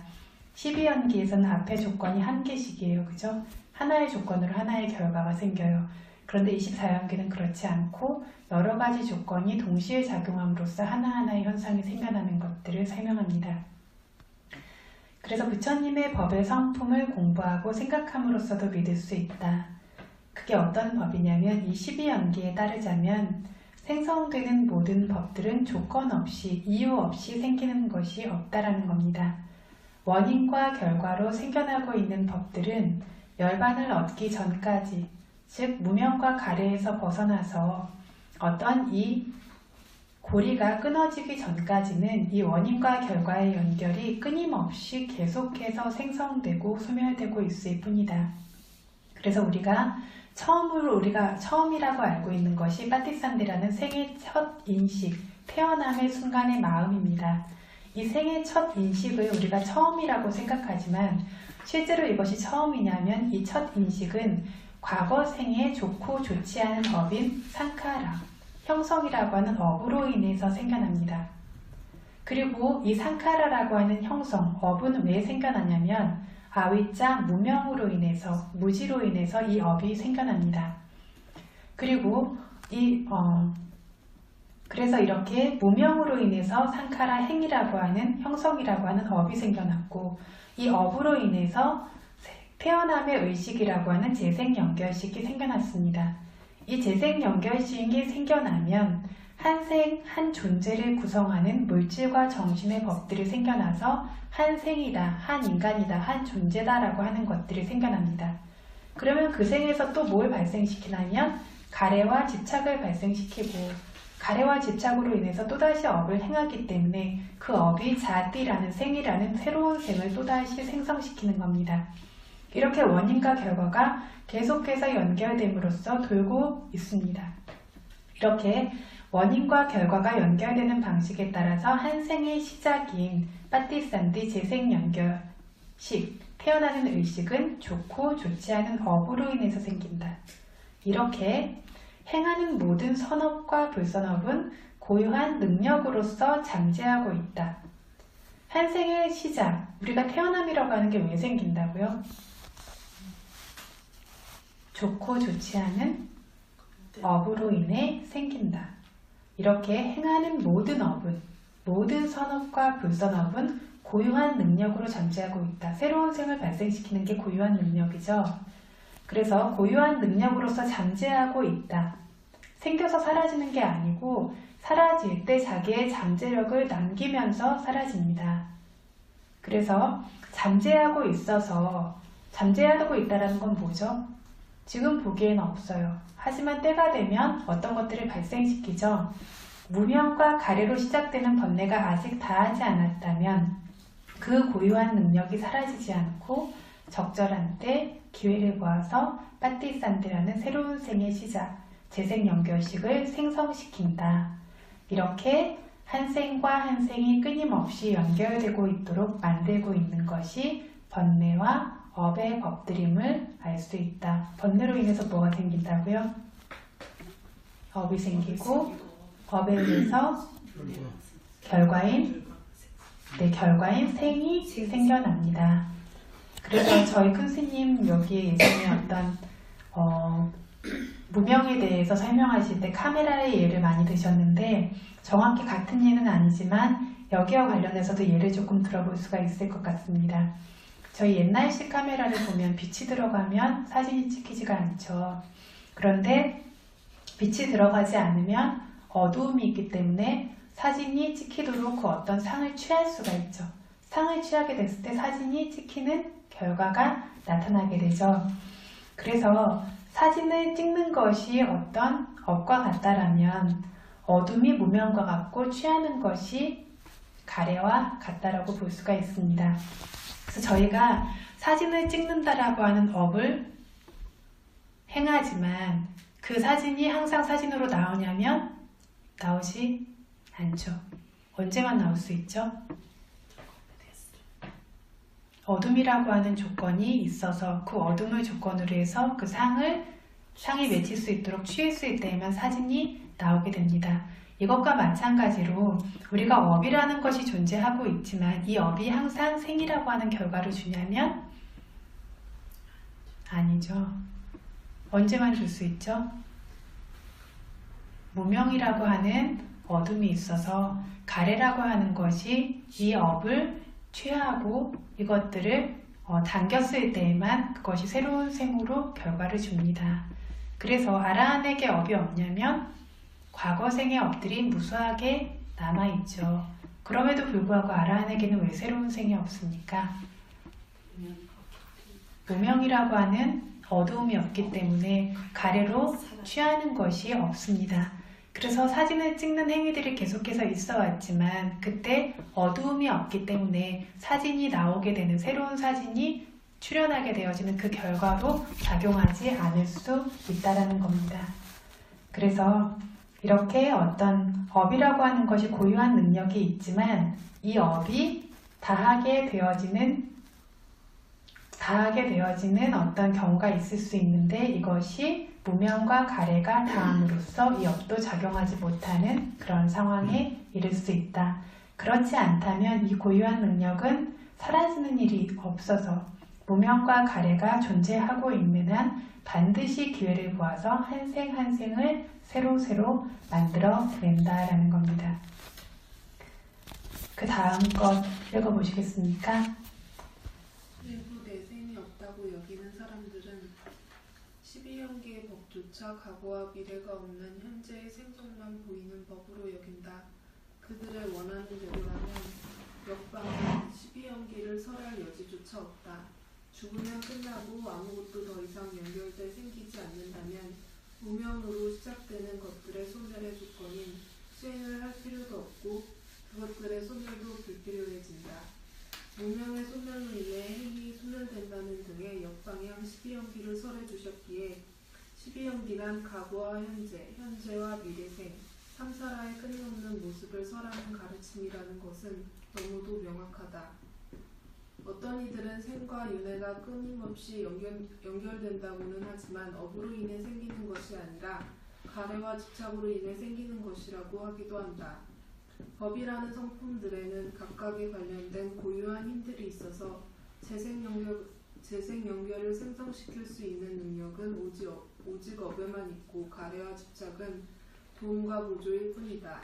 나무를 생성시키는 것은 흙과 물에 의한 것이라 할 수 있지만 사실 그것들은 도움이 되는 조건일 뿐 정말 나무를 생성시킬 수 있는 것은 오직 씨앗뿐인 것과 같다. 기후로 인해 발생하는 나무는 열매가 모두 같다. 예를 들어 망고나무의 열매들은 하나와 하나가 냄새와 맛의 차이가 없다. 중생들의 경우는 이와 같지 않다. 부모의 같은 생리혈로 인해 생긴 한 부모가 낳은 자식들조차 매우 차이가 난다. 마음씨, 지혜가 예리하고 둔한, 외모가 예쁘고 예쁘지 않은, 재산이 있고 없음 등으로 차이가 날 수 있다. 이렇게 차이가 나는 것을 보면 현재 생의 부모라는 조건 외에 그 이전의 조건 한 종류가 있어야 한다. 이러한 조건은 자신이 행했던 업뿐이라는 견해가 얼마나 만족스러운가. 그뿐 아니라 사람이 죽으면 여기까지만 하겠습니다. 12연기 이거를 잠깐 설명을 드리고 지나갈게요.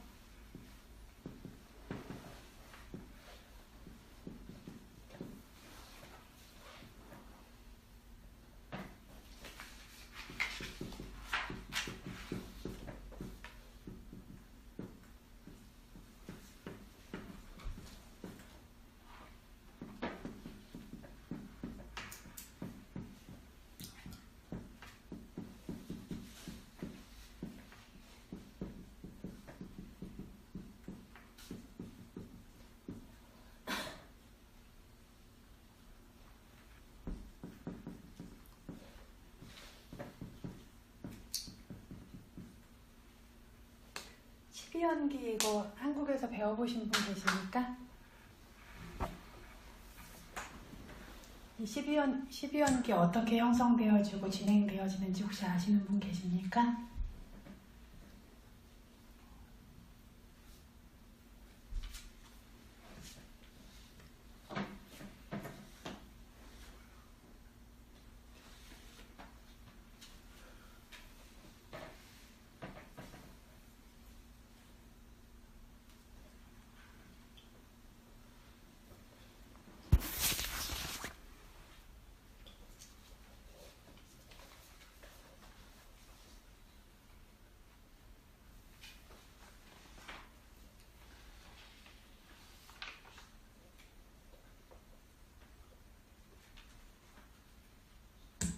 공부하실 때 좀 편하게 앉으셔도 돼요.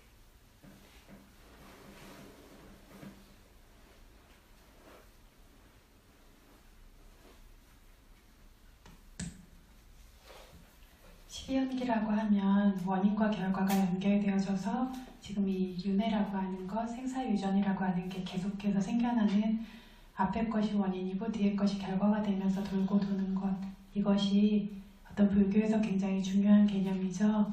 저희들 어떤 생을 설명하고 있는데 생이 두 개인데 바와하고 작기라고요? 이거를 바와도 생인데 바와를 한국에선 유라고 이렇게 쓰는 것 같습니다. 이거 두 가지 차이는 알려드리도록 할게요.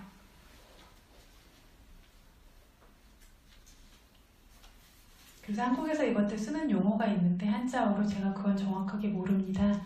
그래서 이렇게 그냥 빨리어로 이렇게 썼는데 어떤 아까 이야기한 것처럼 무명으로 인해서 행이 생겨난다라고 했습니다. 이 행이 뭐냐면 선업과 불선업이라고 하는 업입니다. 무명 때문에 뭐가 생겨난다고요? 선업과 불선업이라고 하는 업이 생겨난다라고 했습니다. 그리고 이 업으로 인해서 새로운 생에 뭐가 생긴다고요? 의식이 생겨난다라고 했습니다. 첫 번째 생겨나는 의식을 저희가 재생연결식이라고 한다라고 했죠. 왜 재생연결식이냐면 죽음의 의식과 새로운 생의 의식을 재생하는 것처럼 연결해주는 의식이라서 재생연결식이라고 합니다. 그래서 어떤 무명으로 인해서 업이 생겨나게 되고 이 업을 죽음 직전에 취하게 되는 것으로 인해서 이 업이 새로운 생을 만들게 되는데 우리가 새로운 생이 생겨난다라고 하면 그건 뭘 뜻하냐면 이 재생연결식이 생겨나는 걸 새로운 생이 생겨난다라고 말을 하는 겁니다. 탄생의 의식입니다. 이 탄생의 의식이 그럼 혼자 생겨나냐면 혼자 못 생기죠. 의식만 따로 생겨날 수 있냐면 의식은 필연적으로 마음 부수가 있어야 되고 물질이 존재하지 않는 세계의 존재들이 아니라면 이 마음이 의지할 수 있는 물질이 업으로 인해 생긴 물질이 있어야 합니다. 우리가 아무리 태어나는 순간이라고 해도 우리같이 사람의 몸을 받거나 물질이 있는 존재들의 경우에는 굉장히 최소 단위의 물질들, 이 마음이 의지할 수 있는 물질들과 함께 생겨납니다. 마음은 혼자서 생겨나는 것이 아니라 이 물질이 있는 세계에서는 물질을 의지해서 생겨납니다. 그래서 이 태어나는 순간에 의식이 생겨났다라는 것은 이 의식이 생김과 동시에 마음 부수와 업으로 인해 생기는 물질이 함께 생겨났다라는 겁니다. 이 두 가지 뭐죠? 동시에 생겨났어요, 지금. 그죠? 그럼에도 불구하고 앞에 것이 뒤에 것의 원인이 되었습니다. 왜냐하면 이 재생연결식이라고 하는 의식이 마음 부수와 물질이 생겨나는 것, 이 모두가 생겨나는 것에서 중심적인 역할을 하는 것이 이것이기 때문입니다. 그래서 동시에 생겨났지만 앞에 이 의식이 그와 함께 생겨나는 마음 부수와 업들의 조건이다. 이것들이 생겨나게 되면 육처가 생깁니다. 육처는 뭐죠?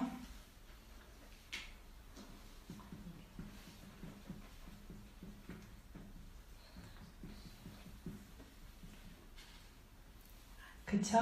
이렇게 물질과 정신들이 생겨났다라면 이 물질과 정신들이 생겼다라는 건 뭐가 생겨난 거죠? 눈으로 볼 수 있도록 눈, 귀, 코, 혀, 몸, 마음이라고 하는 우리가 경험하는 모든 경험이 생겨날 수 있는 기반이 되어질 수 있는 이러한 처가, 물질과 정신의 처가 생겨난 겁니다.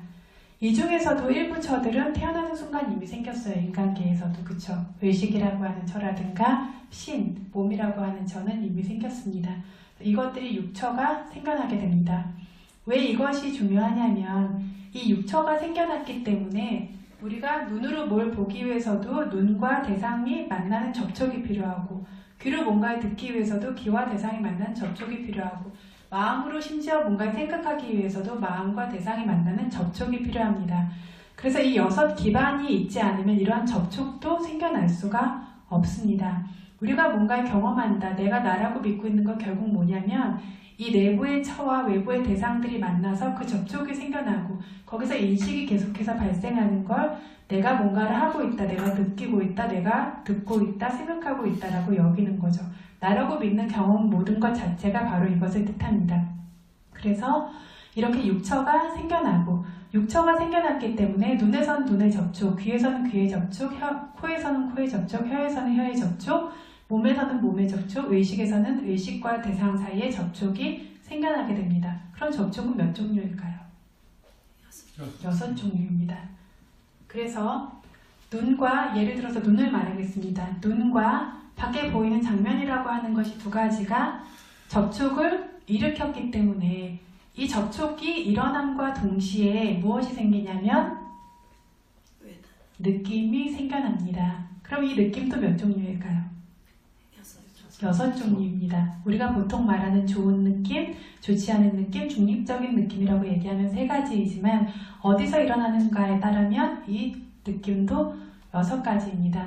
그래서 접촉이 일어남과 동시에 느낌이 생겨납니다. 우리가 뭔가를 보거나 듣거나 냄새 맡거나 맛보거나 닿거나 알거나 하면 이것들이 일어남과 동시에 이 대상과 만남과 동시에 좋고 좋지 않은 느낌이 필연적으로 생겨나게 됩니다. 그런데 접촉과 느낌도 지금 언제 생긴다고요? 뭐가 먼저 생긴다고요? 제가 접촉이 생김과 동시에라고 말했습니다. 그쵸? 동시에지만 촉이 느낌의 조건이 되어집니다. 12연기에서 앞에 것이라고 꼭 과거가 아니라는 뜻입니다. 하지만 촉이 생겨나지 않으면 느낌은 생겨날 수 없기 때문에 동시에 생겨나지만 촉이 느낌의 조건이 되는 겁니다. 그쵸? 저희가 지금 초를 켜기 위해서 예를 들면 성냥을 긋기 위해서, 불을 켜기 위해서 성냥을 이렇게 탁 치면 그 접촉이 일어나는 것과 불이 생겨나는 것이 동시에 생겨나죠. 하지만 불이 조건이냐 부딪히는 것 그 접촉이 조건이냐라고 하면 부딪힘이 조건이죠. 그래서 동시에 일어나지만 앞에 것이 뒤에 것의 조건이 되어집니다.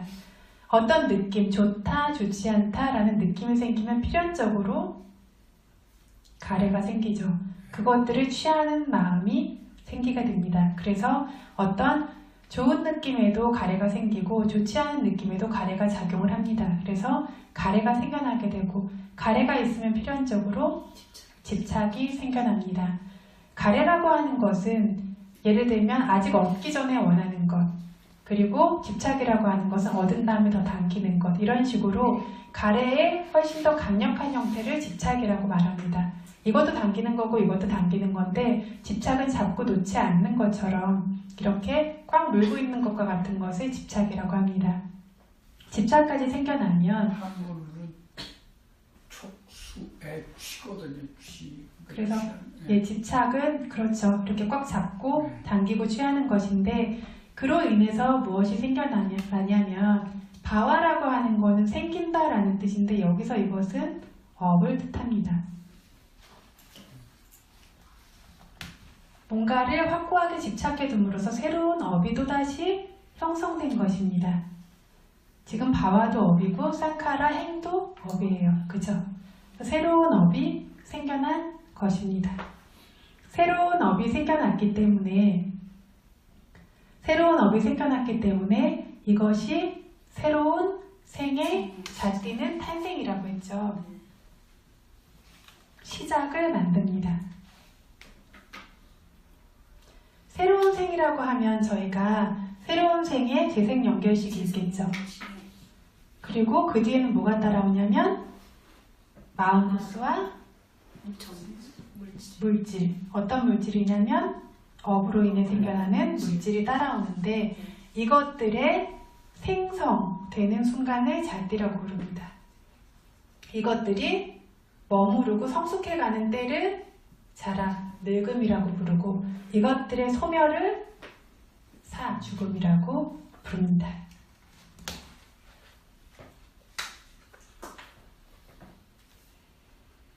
저희 무화경 끝나고 나면 12연기를 강의할 예정인데 그걸 법문할 예정인데 지금 미리 조금 들어두시면 그때 이해하시기가 조금 도움이 될 것 같아서 조금씩 개념들을 이야기를 하고 다음에 다시 반복을 할 겁니다.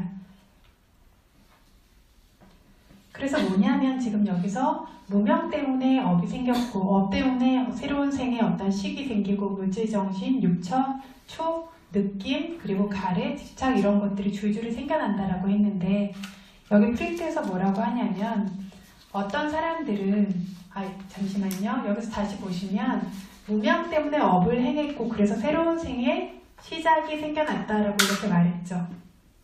그쵸? 그러면 이건 과거생을 뜻합니다. 그죠? 이거는 현재생을 뜻하죠.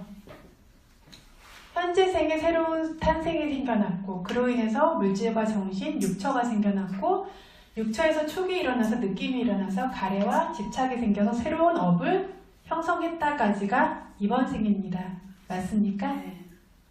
그러면 이런 새로운 어떤 업의 형성으로 인해서 새로운 다른 생의 탄생이 생겨났다면 여기는 뭐냐면 미래생이죠.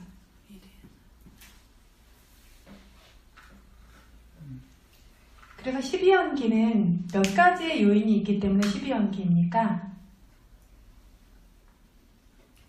12가지죠?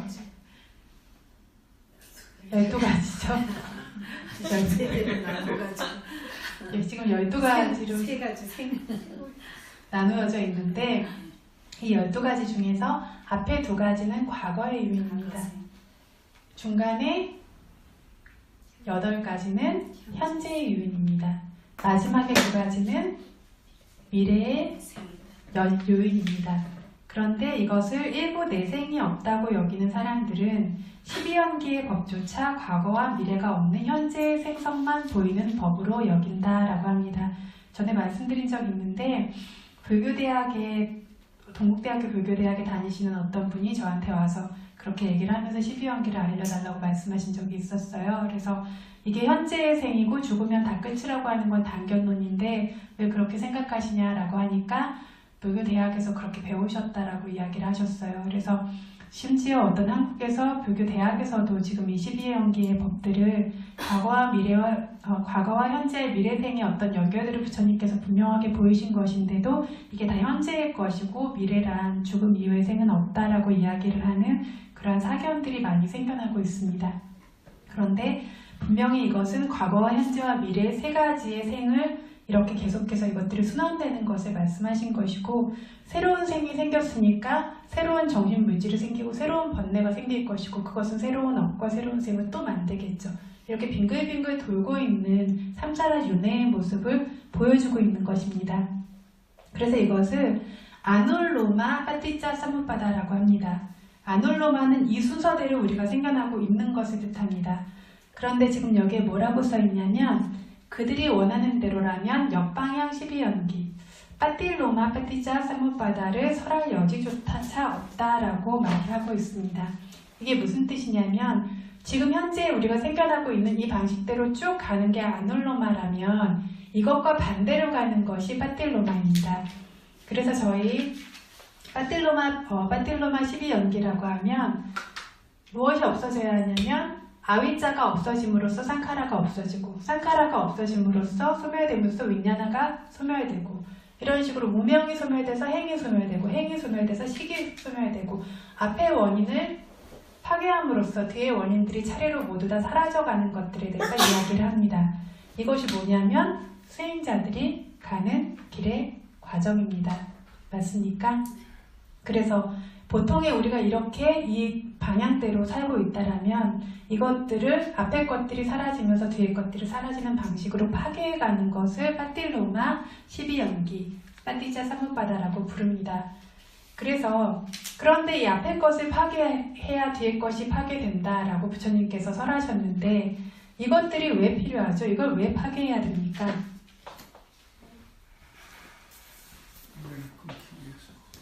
그쵸? 이러한 새로운 새로운 업들이 계속해서 생성되고 번뇌가 생성되면서 이 빙글빙글 돌고 있는 것이 고통스럽기 때문에 이것에서 벗어날 수 있도록 이걸 끊는 방법으로 부처님께서 빠틸로마 파티자 사무바다라는 역방향 12연기를 설해 주신 것입니다. 그래서 저희가 필요한 게 뭐라고요? 수행이라고 했죠.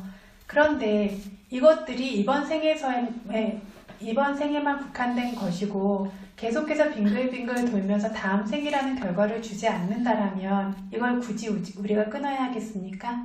아니요. 아니죠. 그럼 수행이라는 것이 필요하겠습니까?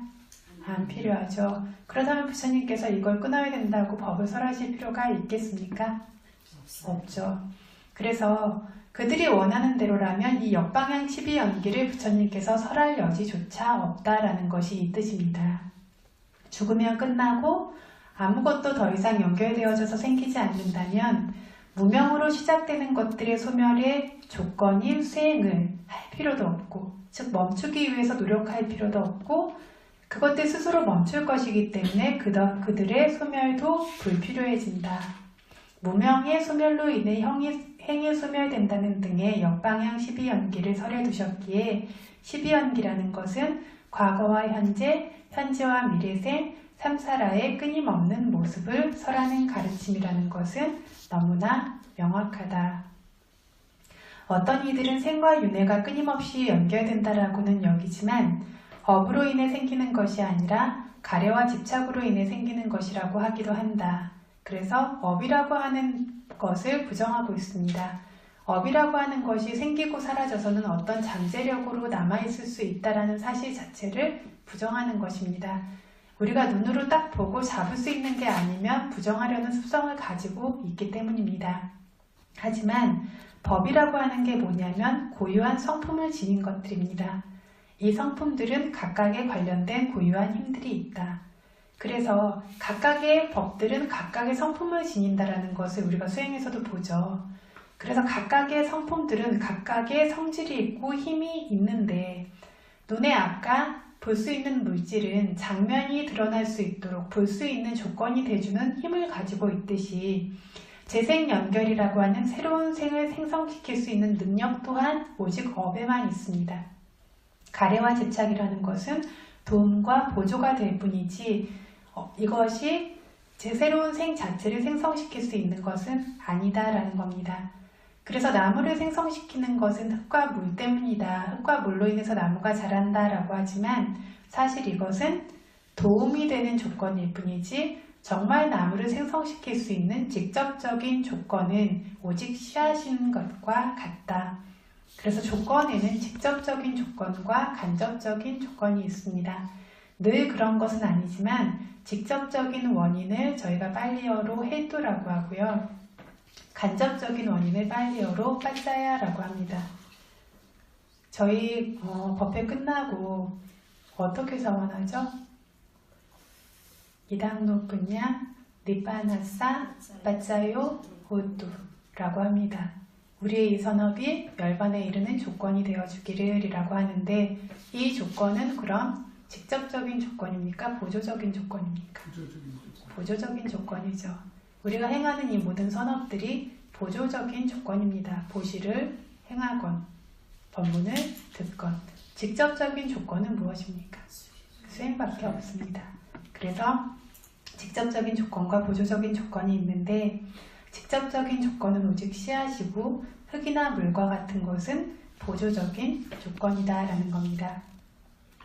나무라는 것은 기후로 인해 발생하는 생명이 없는 것입니다. 그래서 기후로 인해 발생하기 때문에 나무는 조건만 같으면 열매가 모두 같습니다. 예를 들어서 망고나무의 열매들은 하나와 하나가 냄새와 맛의 차이가 없습니다. 하지만 업으로 인해서 생겨나는 중생들의 경우에는 이와 같지 않습니다. 한 부모님 아래서 한 부모가 낳은 같은 어떤 생리혈이라는 것을 의지해서 낳은 자식들조차 각각이 가지고 있는 정말 씨앗이 되는 업이라는 조건이 다르기 때문에 아주 차이가 난다. 마음씨가 차이가 나는 것뿐만 아니라 지혜가 예리하고 둔한 것, 외모가 예쁘고 예쁘지 않은 것, 재산이 있고 없음 등으로 모든 면에서 이렇게 차이가 날 수 있다. 이렇게 차이가 나는 것을 보면 현재 생의 부모라는 조건 외에 그 이전의 조건 한 종류가 있어야 한다. 이러한 조건이 무엇이냐면 자기가 행했던 업뿐이다 라는 견해가 얼마나 앞뒤가 맞는 견해인가 라고 이야기를 하시고 계십니다. 그 다음 부분 위자연님 좀 읽어주시겠습니까? 그뿐 아니라 사람이 죽으면 아무것도 되지 않는다는 견해는 선업을 행할 필요도 없고 불선업을 두려워할 필요도 없어서 이 생에서 좋은 사람 하나 되기가 어려운 만큼 다음 생이 있다면 좋은 곳에 가지 못하고 좋지 않은 곳에 가게 될 것이니 양쪽 모두 얼마나 손해인가. 다른 생이 있다고 여기는 사람은 만일 다음 생이 없다 가정한다 해도 이번 생에서 좋은 사람, 귀한 사람이 되는 것만으로도 한 가지 앞서간다. 다음 생이 있어도 그 사람은 좋은 생에서 행복을 누리게 될 것이 분명하니 양쪽 모두의 이론이 생긴다. 그래서 사람이 죽으면 아무것도 되지 않는다. 죽으면 다 끝이다 라는 어떤 단견론의 견해는 죽으면 끝이니만큼 선업을 행할 필요도 없고 불선업을 두려워할 필요도 없고 내가 원하는 것은 뭐든지 하면 된다라고 하니까 이 생에서도 좋은 사람들이가 어렵다라고 합니다. 그런데 다음 생이 있다라면 이렇게 내가 하고 싶은 대로 하고 산 사람이 좋은 곳에 가지 못하고 좋지 않은 곳에 가게 될 것이 분명하니까 이 생에서도 좋은 사람이 못 되고 다음 생에도 좋은 결과가 안 생기니 얼마나 손해인가. 하지만 다음 생이 있다라고 여기는 경우에는 만약에 다음 생이 없다라고 가정한다라고 해도 이 생에서도 좋고 귀한 사람이 되는 것만으로도 앞서가고 다음 생이 있어도 그 사람은 좋은 생에서 행복을 누리게 될 수 있는 조건을 현재에 쌓았기 때문에 굉장히 이로움이 생긴다라고 이야기를 하고 있습니다. 그래서 오늘은 여기까지 하려고 하는데 원래는 12연기를 조금 더 자세히 설명을 하려고 했는데 좀 어렵지 않을까 싶어서 간략하게 어떤 몇 가지 부분만 더 짚은 다음에 저희 공부할 때 좀 익숙해질 수 있도록 그 다음에 마치도록 하겠습니다. 그래서 12연기의 요소에는 몇 가지 요소가 있다라고 했으니까 12가지 요소가 있습니다. 자띠라고 하는 생으로 인해서 자라마라나라고 하는 늙고 죽는 것은 필연적으로 따라오게 되어져 있죠. 그죠? 그래서 자라마라나뿐만 아니라 이 뒤에 뭐 괴로움, 뭐 통곡, 비탄 뭐 이런 것들 따라오죠.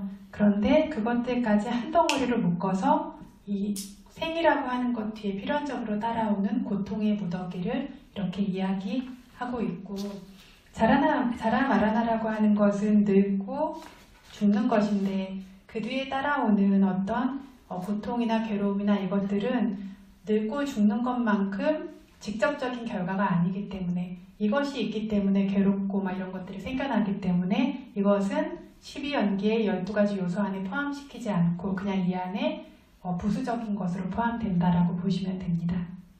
그래서 12연기가 12요소를 지녔다면 시기적으로는 몇 가지로 나누어진다고요?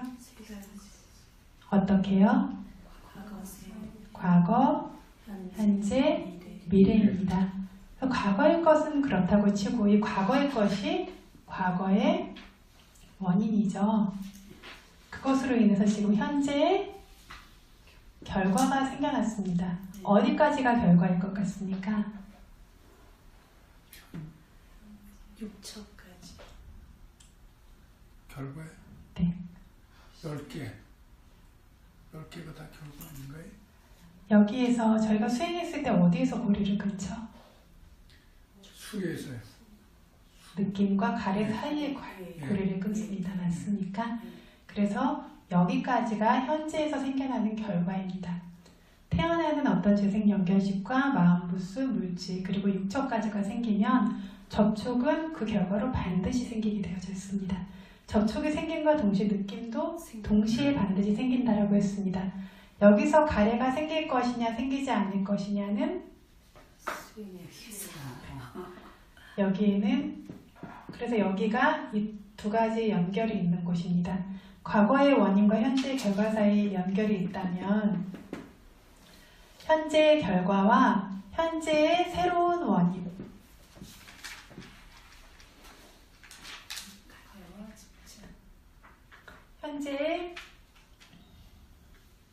현재의 새로운 원인이라고 하는 것, 그래서 업이 생성되는 것까지가 이것이 그러니까 과거의 원인으로 인해 현재의 결과가 생겨났고 그리고 현재의 원인으로 인해서 미래의 결과가 생겨납니다. 그래서 이것들이 원인, 결과 이런 식으로 연결되어집니다.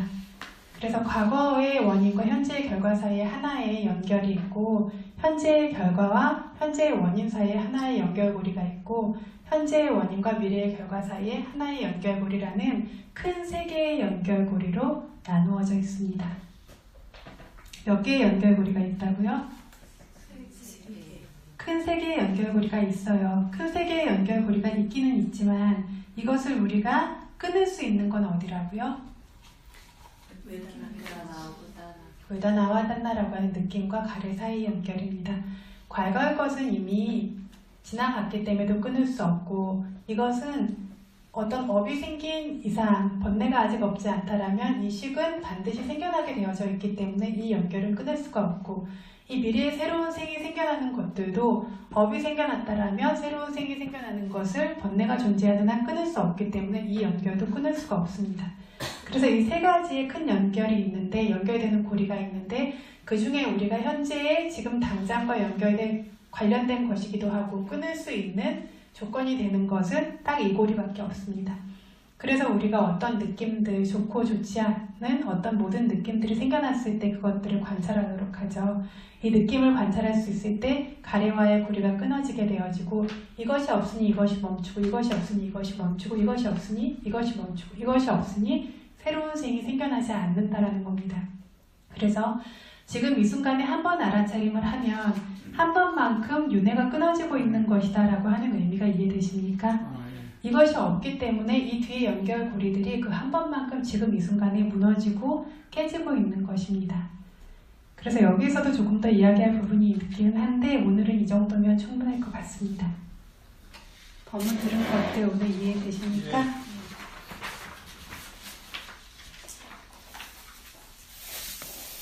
궁금하신 것 있으면 질문하십시오.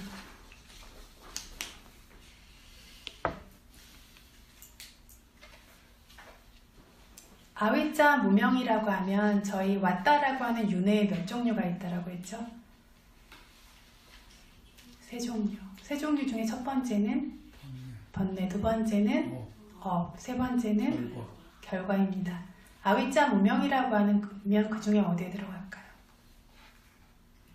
번뇌. 번뇌에 들어가죠. 그 다음에 상카라, 행이라고 하면 어디 들어가죠? 업에 들어갑니다. 그 다음에 윈냐나 의식부터 쭉 생겨나는 느낌까지는 결과에 들어갑니다. 그 결과를 바탕으로 딴나 가래는 원인. 번뇌. 번뇌의 윤회 안에 들어가죠. 우빠다나 집착은 번뇌죠. 번뇌. 그쵸, 번뇌죠. 이 번뇌로 인해서 새로운 생을 발생시킬 수 있는 바와는 업이죠. 이 업에 의해서 자띠 자라마라나 결과입니다. 이 세 가지 굴레가 돌고 있는 거 보이십니까? 예, 예. 그래서 여기서 무명이라고 말했지만 무명을 말하면 반드시 딴나 오빠다나 바와까지 가래 집착 유라고 하는 것까지가 반드시 함께 존재하고 있는 겁니다. 여기선 한 가지만 들었어요. 그러면 똑같이 가래와 집착과 유라고 하는 것, 바와라고 하는 것을 얘기했다면 이 사이에 뭐가 있냐면 반드시 무명이 함께 있는 겁니다. 그래서 번뇌라고 하는 것도 항상 함께 작용하고 있죠. 그 다음에 업이라고 하는 것은 상카라라고 하고 바와라고 해서 두 가지를 나누어 두었는데 여기서 말하는 상카라는 과거의 업, 여기서 말하는 바와는 현재의 업을 뜻하고 있다라는 것. 그래서 태어났다, 늙는다, 죽는다라고 하는 건 결국 뭐냐면 이 결과가 저 위에서 얘기하는 식과 정신물질 육처, 촉과 느낌이라고 하는 것들이 생겨나고 늙어가고 변화해가는 과정을 말하는 겁니다. 결국에 지금 그래서 보자면 이 아위자라고 하는 무명과 아위자와 무명이라고 하는 것 그리고 상카라 업이라고 하는 것까지 이 두 가지를 말하자면 이 두 가지가 딴나 우빠다나 바와와 겹칩니다. 과거의 원인과 현재의 원인이 겹치죠. 그리고 이 윈냐나 나마루빠 살라야다나 파사 웨다나까지 현재 생의 결과가 결국 샤티 자라마라나와 같은 거라는 겁니다. 현재의 결과와 미래의 결과가 같은 것이죠. 표현은 달라졌지만 이렇게 같은 것들이 번뇌로 인해서 업이 생기고 업으로 인해서 결과가 생기는 것들이 이렇게 빙글빙글 돌고 있다라는 겁니다. 저희 좀 궁금한 게 있는데요. 아까 아위자 설명하실 때 이제 번뇌로 설명하셨고 비유로 설명하실 때는 또 어둠이라고 설명하시고 그 결과라는 상카라가 업인데 그 업 중에서 선업도 포함되는 거잖아요. 그러면 무명에서 선업이 나올 수 있는 건가요? 그리고 무명에서 선업이 나온다면은 꼭 그 무명이 나쁜 건가요? 그래서 저희가 지금 어떤 선업을 쌓을 때 나라고 믿고 내가 어떤 좋은 결과를 받을 거고 막 이렇게 나에 대한 어떤 믿음이라든가 이것들도 어떤 스스로를 구성하고 있는 물질과 정신이라고 하는 것들을 알지 못하기 때문에 나라고 믿는 거죠. 그렇다면 그 안에 분명히 무명이 존재하지만 이 무명을 바탕으로 내가 좋은 사람이 되기 위해서 좋은 결과를 얻기 위해서 어떤 좋은 행위들을 한다면 선업이 생겨나죠. 그래서 업에는 두 종류가 있는데 선업, 불선업 말고 윤회를 발생시키는 업과 윤회를 끝내는 업이 있습니다. 그런데 윤회를 발생시키는 업에는 필연적으로 무명이 존재를 합니다. 이 무명이 끼어들어 있기 때문에 무명의 눈이 가려워진 채로 좋고 좋지 않은 모든 업을 행하는 겁니다. 그래서 윤회가 좋은 업을 행하니까 좋은 곳에 가고 좋지 않은 업을 행하니까 좋지 않은 곳에 가고 하면서 계속해서 연결이 되면서 끊어지지 않는 겁니다. 그런데 이 무명이 사라지게 하는 윤회를 발생시키지 않는 선업이라는 거 한 가지가 따로 존재하는데 그것을 위파사나 선업이라고 부릅니다. 지금 존재하는 것들을 있는 그대로 계속해서 알고 봄으로써 무명이 존재하지 않기 때문에 내가 행하는 어떤 선업과 어떤 불선업, 무명이 없다라면 불선업은 없겠죠. 어떠한 선업도 이것이 윤회를 발생시키는 쪽으로는 가지를 않습니다. 그래서 어떤 모든 존재들이 무명에 완전히 뒤덮인 채로 살고 있다라고 부처님께서 말씀하시는 것처럼 세상의 모든 존재는 깨닫지 않은 사람이라면, 지금 위파사나를 수행하고 있지 않은 사람이라면 모두 무명에 뒤덮인 채로 살고 있는데 그 중에서 그래도 우리가 의지할 수 있는 것은 선업이라고 하는 겁니다. 의지할 수 있고 좋은 쪽으로 데려가 줄 수 있냐면, 그것들이 영영 좋냐면 태어남이 있다는 건 필연적으로 모든 고통들이 그 뒤에 따라오게 되어져 있습니다. 그래서 법의 진실로 봤을 때에는 그것들이 끝까지 계속 좋은 것은 아니고 그 실체가 존재하지 않는다라는 겁니다. 그것을 끊기 위해서는 위파사나 선업이라는 선업이 필요하고, 그렇게 되어졌을 때 이것들 무명이 제거되어지면서 이 흐름이 끊어지는 종류의 새로운 선업이 생겨나게 됩니다. 그래서 아나함까지는 그 선업이 있어도 그 안에 나라는 것이 있고 견해가 아직까지 그것이 자만이 남아있고, 그 다음에 아라한이 되면서 그것까지 완전히 사라졌기 때문에 여기에서 그것이 완전한 그 열반을 이루게 되는 것이죠. 그렇죠. 그래서 그 조건이 완전히 아직은 이 무명이 있고, 무명이 있기 때문에 어떤 업이라고 하는 것들을 계속해서 붙들어서 행하게 되어지고, 무명이 있으면 가래도 분명히 있다라고 했죠. 그래서 가래가 있으니까 계속해서 업이라는 걸 행하게 되어지고, 업이 있다면 필연적으로 그것으로 다시 결과를 주는 것들이 무명과 가래의 보조로서 생겨날 수밖에 없기 때문에 아나함이라고 할지언정 가래와 무명을 완전히 끊지 못했기 때문에 윤회가 지속되고 있습니다. 그래서 한 가지만 더 말씀드리고 싶은데, 상카라라고 하면 저희가 행위라고 하거나 형성이라고 하고 조건 짓다 혹은 조건 지워지다라고 이야기를 하죠. 이렇게 업이 되는 상카라라고 하는 말은 업을 형성시킬 수 있죠. 그래서 조건 지을 수 있고 그런 행위들을 행할 수 있는 것이기 때문에 상카라를 형성이라고 하고 업이라고 그것을 그 뜻을 취하는 겁니다. 예, 제가 설명드릴 부분은 여기까지이고 질문 있으시면 질문하십시오.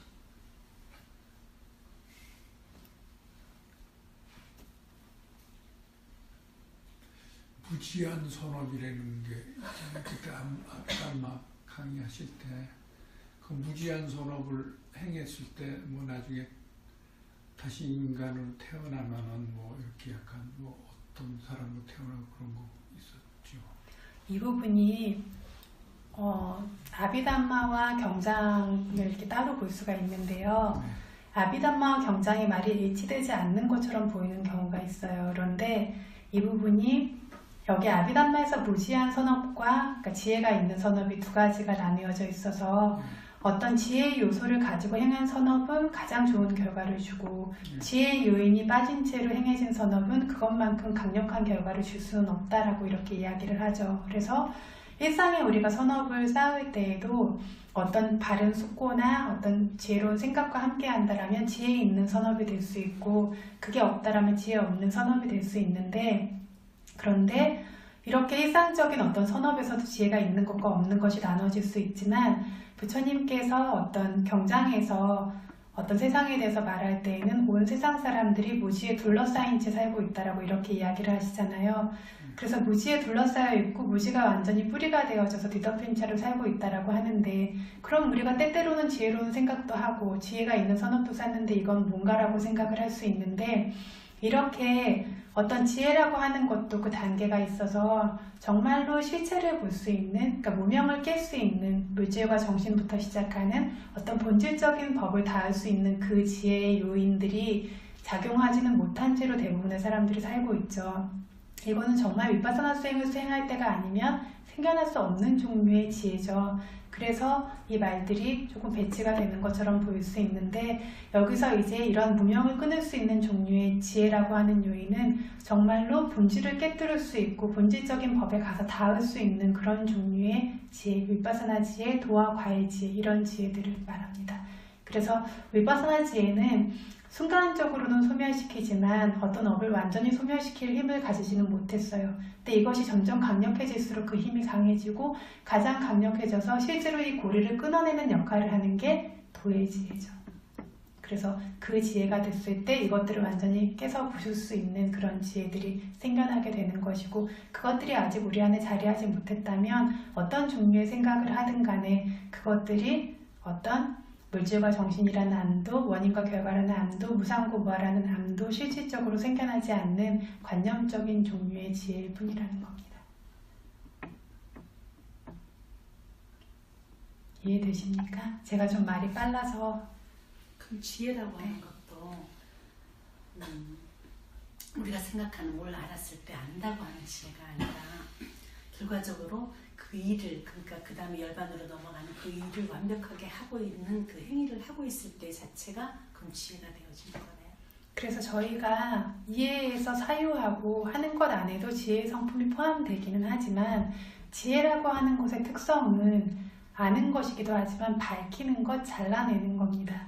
그래서 저희가 관찰하고 있을 때 물질과 정신의 현상에 대해서 생각하고 있는 것이 아니잖아요. 근데 바라보고 있죠.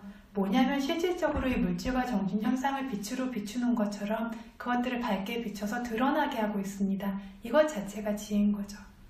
그래서 이것들 자체의 성품들이 분명히 드러나게 할 수 있도록 지혜가 빛을 비춰서 보이고 있기 때문에 이것들 안에 끼어들 수 있는 무명과 가래라고 하는 그런 어두움과 끈적끈적한 성품들이 어떻게 되죠? 이 빛으로 인해서 잘려나가죠. 그래서 지혜는 비추고 자르는 역할을 합니다.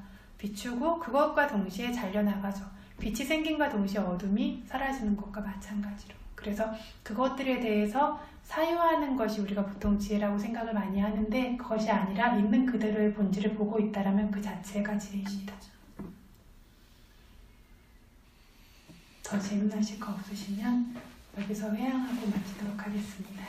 이당 높은 양 이당 높은 양 아사와카야와항 아사와카야와항 호두 이당 높은 양 이당 높은 양 니빠나사 니빠나사 빠짜요 호두 이망 높은 야바강 이망 높은 야바강 사빠사따나 사빠사따나 파제마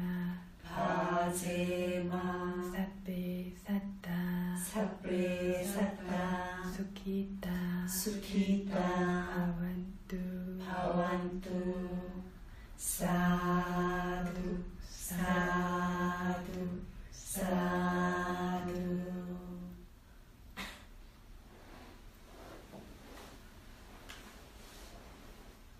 우리가 하루 종일 몸과 입과 마음으로 행하고 말하고 생각하고 판단하고 하는 이 모든 것들이 매 순간의 업으로 자리하고 그것들이 결과를 줄 것입니다. 그래서 이 업에 대한 두려움을 가질 수 있도록 그래서 방일하게 살지 않을 수 있도록 아까 마하간다용 스님의 가르침도 숙고하고 부처님의 가르침을 숙고해서 정진력을 점점 더 끌어낼 수 있기를 바랍니다.